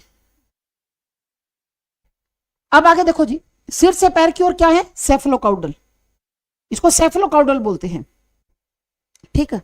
चलो जी, उसके बाद आगे एक प्रोक्सिमोडिस्टल भी होता है, वो केंद्र से बाहर की होता है, प्रोक्सिमोडिस्टल। अब आगे बात करते हैं बच्चों के खेल के संदर्भ में। ऐसे बच्चों की बात आती है ना तो बच्चे सुनते हैं। मैं आपकी परसों क्लास ले रही थी ना, तो कार्तिक सामने बैठा था, सुनील सर का जो बेटा है 3 साल का है। तो जैसे बच्चों की बात आएगी ना, यूं कान खड़े कर लेगा और फिर मेरे तरफ देखता रहता है, बस अपना खेल भूल जाएगा। यूं खेलता रहता है। मैं क्लास लेती हूँ ना, यहीं भी गया, बस यहीं खेल रहा था, बैठा अपनी गाड़ी गुड़ी लेके खेलता रहता है, वो पास में बैठा रहता है। और जैसे कोई बच्चों की बात करूंगी ना, यूं कान खड़े कर लेगा एकदम, फिर मेरी तरफ ही देखेगा कि मैडम क्या बात कर रहे हैं, हंसेगा न्यारा बीच बीच में। तो बच्चे करते हैं ध्यान से सुनते हैं बच्चे। अभी गया वो उठ के, अभी यहीं बैठा रहता है सारा दिन, जब भी क्लास लेते हैं बैठा रहता है। बच्चों के खेल के संदर्भ में निम्नांकित में से कौन सा कथन सही नहीं है? बताओ जी। बच्चों के खेल के संदर्भ में कौन सा कथन सही नहीं है? खेल क्रियाओं की संख्या आयु बढ़ने के साथ कम होती जाती है, क्या यह बात ठीक है भाई? खेल क्रियाओं की संख्या आयु बढ़ने के साथ कम हो जाती, क्यों? आयु बढ़ने के साथ तो बच्चा ज्यादा खेल खेलता है ना? यह बात तो सही नहीं है। नमस्कार जी। आयु बढ़ने के साथ खेल ज्यादा सामाजिक होता जाता है, हाँ ये बात भी ठीक है। जैसे जैसे आयु बढ़ती है तो बच्चा जैसे समाज के अनुसार खेलता है, जैसे बैट बॉल खेलता है या जो भी खेलता है। उसके बाद साथ खेलने वाले साथियों की संख्या आयु बढ़ने के साथ बढ़ती जाती है, या आयु बढ़ने के साथ खेल ज्यादा लैंगिक रूप से उपयुक्त हो जाता है, ये बात भी ठीक है। तो अपना आंसर कौन सा आना चाहिए? 28 का। 28 का कौन सा सही लग रहा है बताओ आपको? मुझे तो सी लग रहा है, मुझे तो सी लग रहा है भाई। सी आएगा ना 100%? मंजू सी आएगा, ठीक है। यहां पर क्या है, ये नहीं पूछा है, सही नहीं है। तो खेल क्रियाओं की संख्या आयु बढ़ने के साथ कम होती जाती है, ठीक है, सही नहीं है। साथ खेलने वाले साथियों की संख्या आयु बढ़ने के साथ बढ़ती जाती है, ये सही नहीं है। तो आयु बढ़ने के साथ कम होती जाती है, हाँ ये तो ठीक है भी। खेल क्रियाओं की संख्या आयु बढ़ने के साथ कम होती जाती है, ठीक है। अब जैसे हमारी आयु बढ़ गई तो हम कौन सा खेल खेलते हैं? हम तो नहीं खेलते, ठीक है, आसी ऐसे ही। आयु बढ़ने के साथ खेल ज्यादा सामाजिक, हाँ ये बात भी ठीक है। साथ खेलने वाले साथियों की संख्या क्यों बढ़ती है? अगर बच्चा मित्र बनाएगा तो ही बढ़ेगी, ऐसे तो ना बढ़ जाएगी, ठीक है। आयु बढ़ने के साथ खेल ज्यादा लैंगिक रूप से उपयुक्त, हाँ ये बात भी ठीक है, कि जो मतलब सेक्स एप्रोप्रिएट हो जाता है, बिल्कुल ये बात भी ठीक है। तो सी को लोग करते हैं, सी होगा आंसर। क्या होगा? सी, इसने नहीं पूछा है तो आंसर क्या आएगा? सी, ठीक है, बिल्कुल सी आएगा जी। कि साथ खेलने वाले साथियों की संख्या आयु बढ़ने के साथ बढ़ जाती है, यह बात सही नहीं है। अब जैसे मान लो कोई बंदा 25 साल का हो गया, 28 का हो गया, 30 का हो गया, है ना, या आप इतने बड़ों पे मत जाओ, आप 10 साल 12 साल पे जाओ, तो ये जरूरत हो ना कि जितनी बड़ी आयु होगी ज्यादा हो जाएगी, बल्कि छोटे बच्चे के मित्र ज्यादा होते हैं। जैसे आयु बढ़ती है ना तो बच्चे के पक्के मित्र ज्यादा हो जाते हैं, बिल्कुल सी आएगा। बढ़ते हैं आगे। गणितीय या गणना संबंधी अक्षमता एक प्रकार है, ये तो मैं आपको बार बार बताती हूँ भाई।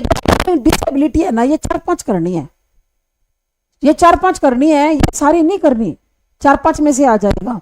तो ये आप सबको पता है, लोकोमोटर डिसेबिलिटी है या लर्निंग डिसेबिलिटी है या इंटेलेक्चुअल है या विजुअल है? बताओ जी, विजुअल इंपेयरमेंट तो है ही नहीं।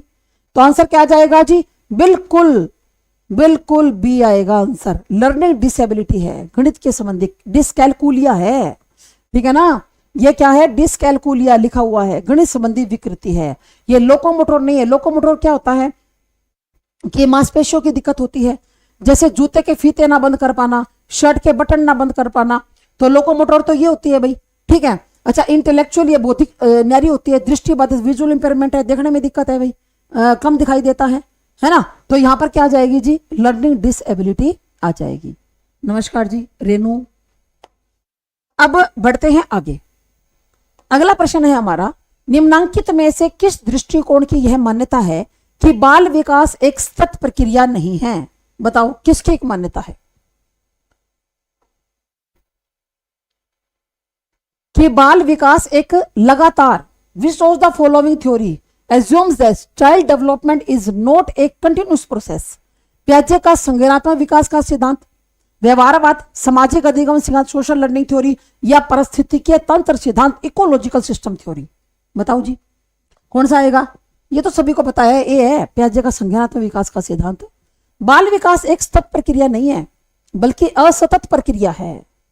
आप कहोगे मैडम ये सतत असतत क्या होता है, बताए क्या, बताओ किसको पता है, इस प्रश्न का आंसर किसको पता है, सतत और असतत क्या होता है, कंटिन्यू और डिसकंटिन्यू क्या होता है, और आपको कैसे पता चलेगा कि कौन सी थ्योरी कंटिन्यू है और कौन सी डिसकंटिन्यू है। हाँ सही सही पकड़े हैं, रीड कंबोज। कहते हैं कि प्याजे ने कहा था स्टेप बाय स्टेप होता है। मेरी बात सुनो, सीधा तरीका बताऊं आपको, जमा सीधा तरीका। जो मनोवैज्ञानिक स्टेप की बात करता है, ठीक है ना, जो मनोवैज्ञानिक स्टेप की बात करता है उसकी हमेशा सतत प्रक्रिया उसकी असतत होती है। जैसे प्याजे कहता है कि बच्चा पहले यहां पर है भाई, 0 से 2 वर्ष का बच्चा, उसके बाद इस अगले स्टेज पर आ जाएगा 2 से 7, उसके बाद इस अगली स्टेज पर आ जाएगा 7 से 11, और उसके बाद इस अगली स्टेज पर आ जाएगा 11 से प्लस। तो फिर कैसे, अभी कंटिन्यू तो नहीं है, डिसकंटिन्यू हो गई, डिसकंटिन्यू है ना।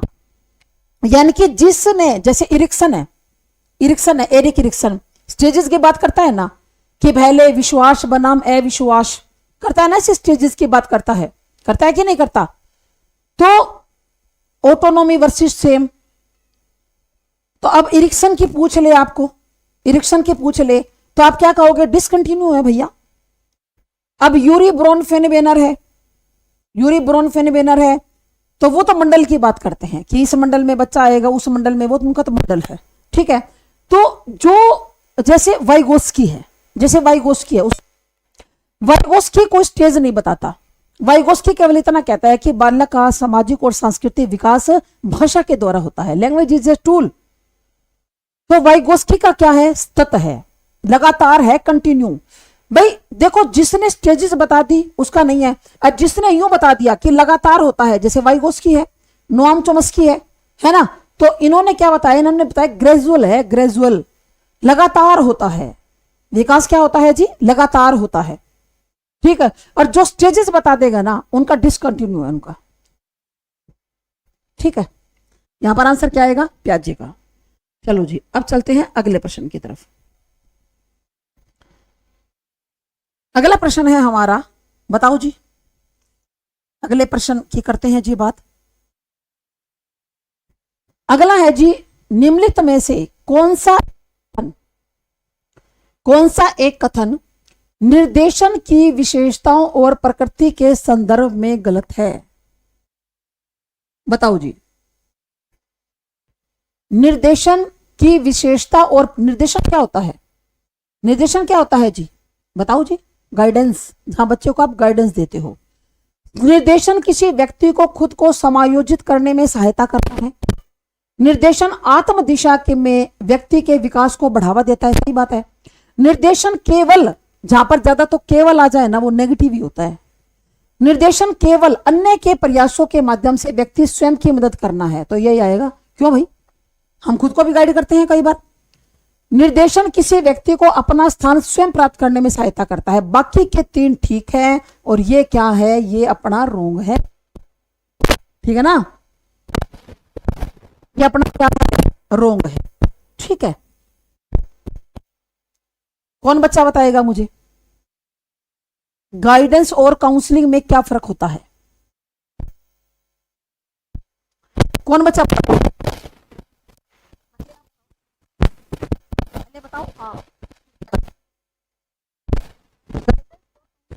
फर्क होता है,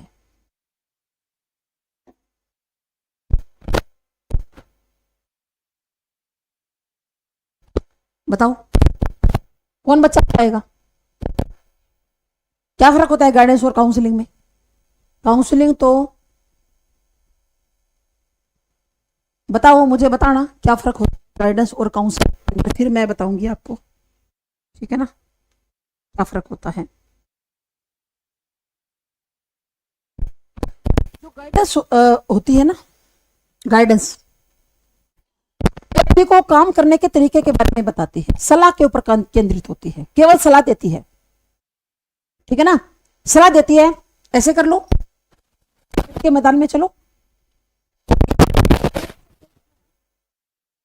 तो इसको आप लोग क्या बोलते हो, मार्गदर्शन।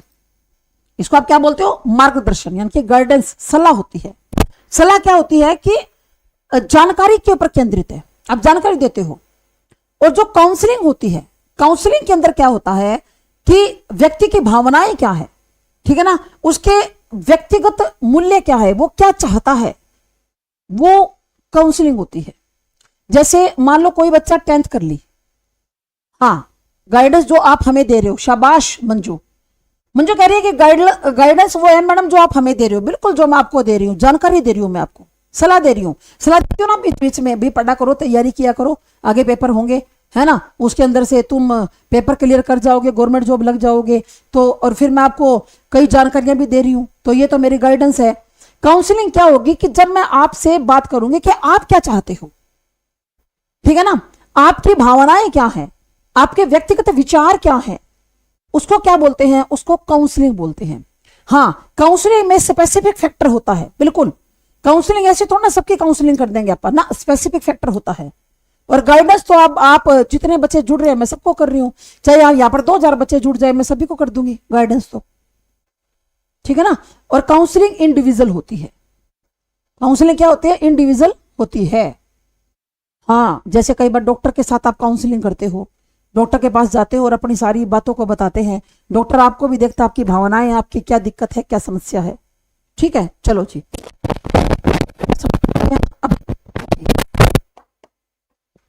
अब बढ़ते हैं जी आगे।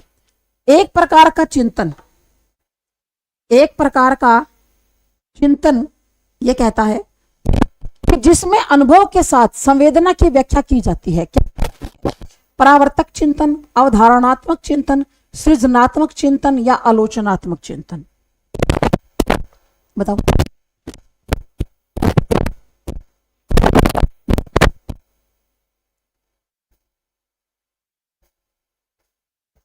एक प्रकार का चिंतन जिसमें अनुभव के साथ संवेदना की व्याख्या की जाती है, वो क्या कहलाता है, सी आएगा, सृजनात्मक है, क्रिएटिव। क्यों भाई, होता है कुछ नया करना, यानी कि किसी एक समस्या को तो वो आपके सामने एक समस्या है या कोई बात है, कोई विचार है, आप उसके अलग अलग पहलुओं पर ध्यान केंद्रित कर सकते हो, ये आपकी क्रिएटिव थिंकिंग है। क्रिटिकल थिंकिंग क्या होती है, आलोचनात्मक चिंतन, कि आप किसी भी वस्तु के गुण या दोष के बारे में आप बता सकते हो, ठीक है। क्रिटिकल तो वही होती है ना, आपने गुण के बारे में भी बता दिया और दोष के बारे में भी बता दिया, तो वो क्रिटिकल है। अब यहां पर बात दोनों में से है भाई, परावर्तक और अवधारणात्मक, ठीक है ना।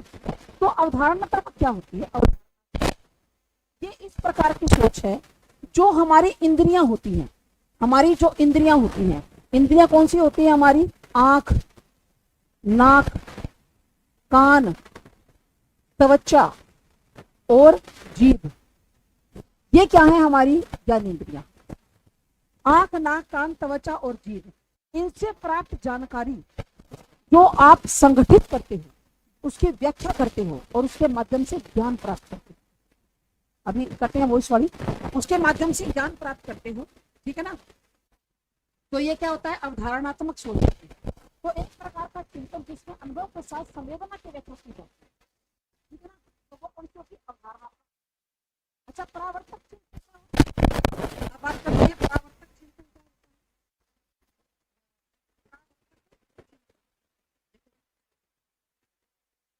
है। परावर्तक तो वो,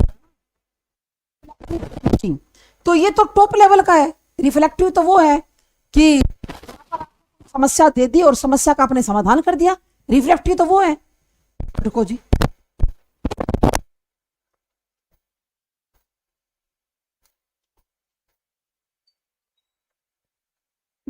आवाज की दिक्कत। रिफ्लेक्टिव थिंकिंग तो आप जानते ही हो, फिर ये तो वो होती है ना रिफ्लेक्टिव, तो क्योंकि जो जिसके अंदर आप समस्या का समाधान करते हो, क्या आप समस्या का समाधान करते हो, वो इसे बार चेक कर रहे हैं भाई, रुको एक बार, और बच्चे तो बोल रहे हैं, बच्चे तो बोल रहे हैं ना।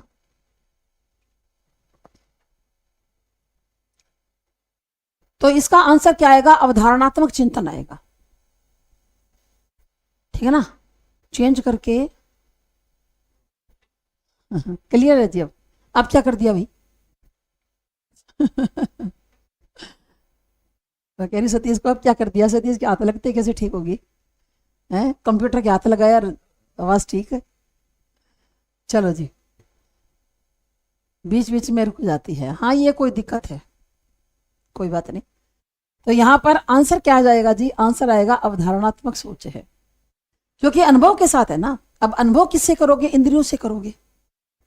अनुभव किससे करोगे? इंद्रियों से करोगे। आंख, नाक, कान, त्वचा और जीभ। तो इंद्रियों से आपने अनुभव किया, सेंसेशन विद एक्सपीरियंस, और सेंसेशन तो है ही अपनी इंद्रियों से संबंधित। हाँ, जड़ा लगा दिया।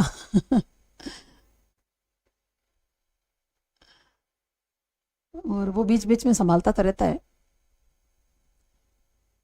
समझ? चलो जी, आ गया तो बढ़ो फिर आगे। निम्नलिखित में से कौन सा एक कथन भावनाओं की विशेषताओं के संदर्भ में गलत है?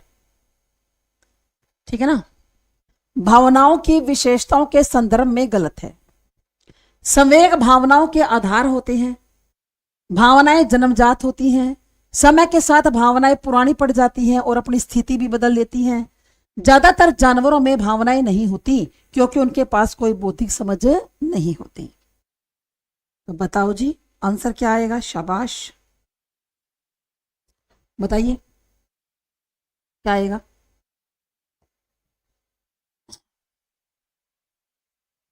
भी आएगा, भी आएगा, बिल्कुल बिल्कुल भी आएगा। भावनाएं जन्मजात होती हैं ना, भावनाएं जन्मजात नहीं होती।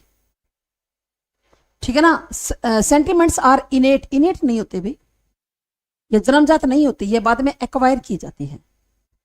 भावनाएं बाद में एक्वायर की जाती हैं। ठीक है ना, तो ये, और ये तो गलत है, बाकी तो ठीक है। संवेग भावनाओं के आधार होते हैं जी, हर एक संवेग होता है हर एक भावना का। कितने क्वेश्चन है? क्वेश्चन बहुत है, कितने कर लो। डी भी हो सकता है मैडम, क्यों? गलत कथन बताना है। तो भावनाएं जन्मजात होती है, ये गलत है। संवेग भावनाओं के आधार होते हैं, ठीक तो है। समय के साथ भावनाएं पुरानी पड़ जाती है और ये अपनी स्थिति बदल लेती, होता है ऐसा, है ना। जैसे होता है ना कि कोई महिला यूं कहे, भाई क्या बताऊं, पहला तो मैं बस इतनी वो होया करती है ना, मेरा मन, मैं तो थोड़ी सी बात पे रोने लग जाया करती, और अब तो भाई रोना नहीं आता भाई, अब तो बहुत जिंदगी में ऐसी ऐसी चीजें देख ली कि अब तो कोई कितनी बड़ी घटना हो जाए, मेरा दिल ऐसा पक्का हो गया, अब रोना नहीं आता। तो समय के साथ भावनाएं पुरानी पड़ गई, स्थिति बदल ली। अच्छा, डी में क्या है कि ज्यादातर जानवरों में भावनाएं नहीं होती इसलिए उनके पास कोई बौद्धिक समझ नहीं होती। हाँ सही तो है कि ज्यादातर जानवरों में, सभी जानवरों में थोड़ी ना, कहा है डोगी में तो होती है, ज्यादा इमोशनल होता है, डोगी में तो होती है। ये सभी जानवरों में थोड़ा ना बोल रहा है, ज्यादातर में बोल रहा है, तो ये बात तो ठीक है। ठीक है, तो ज्यादातर जानवरों में भावनाएं नहीं होती क्योंकि उनके पास कोई बौद्धिक समझ नहीं है। ठीक है ना, डॉग की अलग बात है, कुत्ते की अलग बात है। कुत्ता जो है ना, वो तो भावनाओं से ज्यादा जुड़ जाता है। कुत्ता तो, कोई घर में कुत्ता पाल लेना, वो ज्यादा भाव हमारे साथ अटैचमेंट हो जाती है उसकी, कुत्ते की तो। इसलिए यहां पर सभी जानवर नहीं लिखा लिखने वाले ने, ज्यादातर जानवर लिखा है। ठीक है, चलो जी, अब अगले प्रश्न की तरफ चलते हैं। व्यवहार का अध्ययन करने के लिए सबसे पुरानी विधि कौन सी है? बहुत प्यारा डॉगी होता है। हाँ जी, बिल्कुल प्यारे होते हैं, क्यों नहीं होते, जानवर सभी प्यारे होते हैं भाई। और जो हम पालते हैं उसके साथ तो हमारा लगाव हो ही जाता है, हो जाता है ना लगाव, बिल्कुल। चलो जी, कोई गाय पालता है तो गाय के साथ लगाव हो जाता है, भैंसों के साथ लगाव हो जाता है, वो तो जो हम, है ना। प्रयोगात्मक विधि, व्यवहार का अध्ययन करने के लिए सबसे पुरानी विधि कौन सी है? प्रयोगात्मक विधि है, नैदानिक विधि है, मनोभौतिकी विधि है, या आत्मनिरीक्षण विधि है? शाबाश, सबका आंसर ठीक है। अच्छा, तुम तो शाणे हो गए भाई, अब तो मेरे तो पढ़ने से पहले आंसर आ जाता है ना। आप तो मेरे से शाणे हो गए और भी ज्यादा, बढ़िया है। तो जब चेले गुरु से भी आगे निकल जाते हैं तो गुरु को बड़ी खुशी होती है ना, क्योंकि दुनिया में 3 ही लोग ऐसे हैं जो आपके आगे निकलने से बहुत ज्यादा खुश होते हैं। एक तो माता पिता और एक गुरु। एक तो माता पिता और एक गुरु। इनकी भावनाएं हमेशा यूं होती हैं कि हमारे बच्चे हमसे भी आगे निकल जाए। सही कह रही हूं ना? एम क्यों अच्छी इसलिए। तो माता पिता और गुरु हमेशा ये चाहते हैं कि हमारे बच्चे जीवन में आगे बढ़े। कोई भी माता पिता ये नहीं चाहेंगे या गुरु नहीं चाहेगा कि हमारे बच्चे धक्के खाते फिरे। कोई माँ बाप चाहता है क्या कि हमारे बच्चे धक्के खाते फिरे जिंदगी के अंदर? कोई गुरु ये चाहता है कि मेरे पढ़ाए धक्के खाए हैं, ये कदे कामयाब बनाओ ना। हर गुरु ये चाहता है कि जिसको मैं पढ़ा रहा हूं ना या पढ़ा रही हूं जिंदगी में सफल हो जाए। चलो जी, तो यहां पर क्या आ जाएगा? आत्मनिरीक्षण विधि। इंट्रोस्पेक्शन मेथड ये सबसे पुराना है। आत्मनिरीक्षण विधि, खुद का ही निरीक्षण करना। ना संडे को नहीं होगी, कल मुझे काम है तो कल नहीं होगी क्लास। निम्नलिखित में से कौन सी एक अपराधी बालक की विशेषता नहीं है? बताओ जी, कौन सी नहीं अपराधी बालक की विशेषता? विद्यालय संपत्ति को नष्ट करना, धमकी देना और उपहास करना, सताना, शरीर रचना में एस्थेनिक। तो ये भी क्लियर कट है जी, ये भी क्लियर कट है। बताओ, थ्योरी भी करवा दे। मेन करवाएंगे मंजू, करवाएंगे। अभी तो एक बार हिंदी करवाएंगे। बिल्कुल डी आएगा आंसर, बिल्कुल डी है। शरीर रचना में एस्थेनिक, वो तो फिर ये पर्सनैलिटी से आ गया ना। ये प्रश्न जो है पर्सनैलिटी से, पर्सनैलिटी का टॉपिक भी करके जाना है। जैसे मतलब यू ना बोलते पर्सनैलिटी का टॉपिक काट दिया। हर साल तो आ रहा है पर्सनैलिटी का क्वेश्चन, कहाँ काट दिया?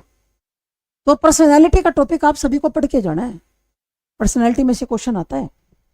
तो यहां पर क्या आ जाएगा जी? शरीर रचना में एस्थेनिक, ये आएगा। निम्नलिखित में से कौन सा एक वांडूरा के द्वारा प्रदत्त अधिगम सिद्धांत के अंतर्गत अवलोकनात्मक अधिगम हेतु सही तार्किक क्रम है? बताओ जी, कौन सा है सही तार्किक क्रम? बताइए। यहां पर है अवधानात्मक, धारणात्मक नहीं समझ में आएगा, इंग्लिश में पढ़ लो। Attention, detention, motivation, production. बताओ कौन सा आएगा? ए क्यों आएगा भाई? अटेंशन, डिटेंशन, मोटिवेशन लास्ट में होता है, पहले प्रोडक्शन होता है भाई। 4 आएगा, 4 आएगा, पहले प्रोडक्शन होता है फिर मोटिवेशन होता है। मतलब पहले आप क्या करोगे? अटेंशन, ध्यान करोगे, है ना। वांडूरा ने दिया था ये, है ना। अल्बर्ट वांडूरा का है ये। अल्बर्ट वांडूरा जिन्होंने सोशल लर्निंग थ्योरी की बात की थी कि व्यक्ति समाज में देखकर सीखता है। इन्होंने बोबो डोल पर प्रयोग किया था। बोबो डोल क्या होता है? कई बच्चे होते हैं बारबी डोल, वो बारबी डोल नहीं है, वो बोबो डोल है। आप कहोगे मैडम ये बोबो डोल क्या होती है? एक ऐसा खिलौना होता है जिसका सरफेस भारी होता है, जिसका सरफेस भारी होता है और ऊपर से खिलौना होता है हल्का। जितने बार भी पंच मारोगे ना, खिलौना नीचे गिरेगा, फिर उठ जाएगा, फिर पंच मारोगे, क्योंकि सरफेस भारी होता है। तो उसको बोबो डोल बोलते हैं। तो यहां पर आएगा अटेंशन। तो वांडूरा कहते हैं कि पहले हम समाज के अंदर हमें जो भी चीजें दिखाई देती हैं हम लोग ध्यान करते हैं, उसके बाद रिटेंशन, उसको धारण कर लेते हैं, रिटेन कर लेते हैं, उसके बाद प्रोडक्शन, ऐसा ही करके देखते हैं और बाद में हमें क्या मिलता है? उसके ऊपर मोटिवेशन मिलता है। हाँ, पिछली बार आया था पीजीटी में। बाद में क्या मिलता है? ये तो प्रश्न कई बार आता है ये नरेश, ये प्रश्न तो कई बार एग्जाम में पूछा जाता है। उसके बाद हमें क्या मिलता है जी? मोटिवेशन मिलता है। आज के लिए बहुत, क्या बहुत आज के लिए इतने प्रश्न, या और करवाया जाए? ये और बता दो, यह किसने कहा कि व्यक्तित्व जन्मजात और अर्जित प्रवृत्तियों का योग है? बताओ जी, किसने कहा था जन्मजात और अर्जित प्रवृत्तियों का योग है? मार्टिन प्रिंस ने, या आलपोर्ट ने, वैलेंटीन ने, या कैटल ने? बताइए जी, किसने कहा था? 3 आएगा, वैलेंटीन परिभाषा है, रटनी पड़ेगी। 3 आएगा, 3। सिलेबस तो यही है भाई साहिबा, सिलेबस कोई नया थोड़ी ना है, वही ग्रोथ एंड डेवलपमेंट है। सारे टॉपिक करने पड़ेंगे एस्टेट में। तो ग्रोथ एंड डेवलपमेंट का है, लर्निंग का है, मोटिवेशन है, पर्सनैलिटी है, इंटेलिजेंस का टॉपिक है ना, और एनईपी 2020 है, एनसीएफ 2005 है, और थिंकिंग का टॉपिक है। सारे करने पड़ेंगे। कॉपी कैट सारे, मतलब कॉपी कैट सारे क्या? ये क्या है, रीट, कॉपी कैट। तो यहाँ पर क्या आएगा, वैलेंटाइन आएगा। वैलेंटाइन, वैलेंटाइन ने कहा था कि व्यक्तित्व जन्मजात और अर्जित प्रवृत्तियों का क्या है, योग है। जो हमारी पर्सनैलिटी है, कुछ तो जन्मजात और कुछ हमने बाद में जो एक्वायर किए ना, उनका योग है। ये बात किसने की थी, वैलेंटाइन। ठीक है, सही है। चलो जी, बहुत क्या आज के लिए, मेरे ख्याल से तो बहुत है। काम करते करते देख रही हो, अच्छा, मेरे ख्याल से तो बहुत है, क्योंकि अगर ये क्लास 1 घंटा और चलाएंगे तो ज्यादा लंबी हो जाएगी फिर मेरे ख्याल से। अच्छा जी, बताओ जी, कोई बात नहीं, बताओ जी, बहुत क्या आज के लिए, या और करवाया जाए, बताओ। बहुत है आज के लिए, बहुत है, क्योंकि 2 घंटे हो गए और इतना तो बहुत है आज के लिए। 40 तक करा दो, चलो जी 40 तक करवा देंगे, कोई बात नहीं। 3% में और मेरा क्या जाता है, ये लो जी। निम्नलिखित में से कौन सा विकास के संदर्भ में असत्य है, ये बताओ जी, कौन सा असत्य है, बताओ। विकास में परिवर्तन निहित होता है, ये तो ठीक बात है। विकासात्मक पैटर्न अपूर्वानुमेय होते हैं। The developmental pattern is unpredictable. आरंभिक विकास पश्चवर्ती विकास की तुलना में ज्यादा संकटपूर्ण होते हैं, ठीक है। और development is the product of maturation and learning. बताओ जी, कौन सा असत्य है। कोई बात नहीं, 2-3 और करवा देते हैं, फिर क्या बिगड़ता है, ठीक है ना। 2-3 और कर लो फटाफट। तो आंसर क्या आएगा जी, बी, बी आएगा। अब पूर्वानुमेय क्यों, पूर्वानुमेय होते हैं विकास के पैटर्न। विकास का अंदाजा लगाया जा सकता है, प्रेडिक्टेबल होता है। जैसे आप अंदाजा लगा सकते हो कि 1 साल का बच्चा है तो चलेगा, है ना, और अगर 1 साल का बच्चा है तो 3 शब्द बोलेगा। 8 या 9 महीने का हो गया तो दांत निकालेगा। 6-7 महीने का हो गया तो बैठना शुरू कर देगा। तो आप पहले से अनुमान लगा सकते हो। और ये कहते हैं कि पहले से अनुमान लगाया नहीं जा सकता।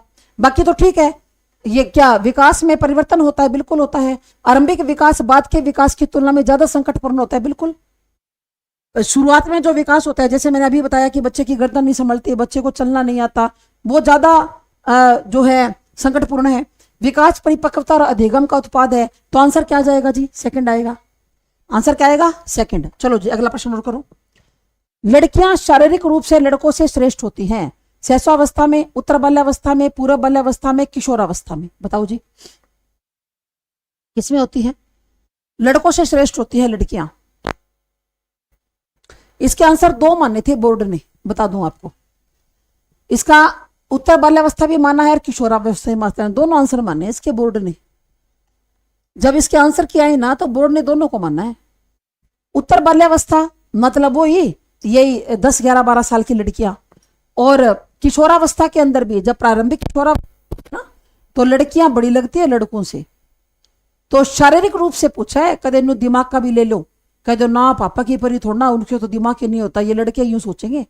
यहां शरीर की बात करिए, जो शारीरिक रूप से जो है ना, वो लड़कियां ज्यादा श्रेष्ठ होती हैं लड़कों से। तो यहां पर उत्तर बाल्यावस्था या किशोरावस्था, प्रारंभिक किशोरावस्था में भी होता है। जैसे 12, 13 या 14 साल की लड़की है ना, वो लड़के से बड़ी लगेगी, यूं लगेगी तकड़ी लंबी। और 15 साल के बाद लड़का लंबाई खींच जाता है, फिर वो लड़कियों को पीछे छोड़ जाते हैं, ठीक है। अवस्था, किशोरावस्था, ये दोनों आंसर थे ये, ठीक है। चलो जी, उसके बाद एक और कर लो, 40 की आपका हो जाएगा। निम्नलिखित में से कौन सी एक विषय वस्तु समग्रवादी मनोवैज्ञानिकों के अध्ययन क्षेत्र, बताओ जी। संज्ञानात्मक चेतना संपूर्ण रूप से मानसिक और व्यवहारिक प्रक्रिया या अस्तित्व के तरीके और समस्याएं।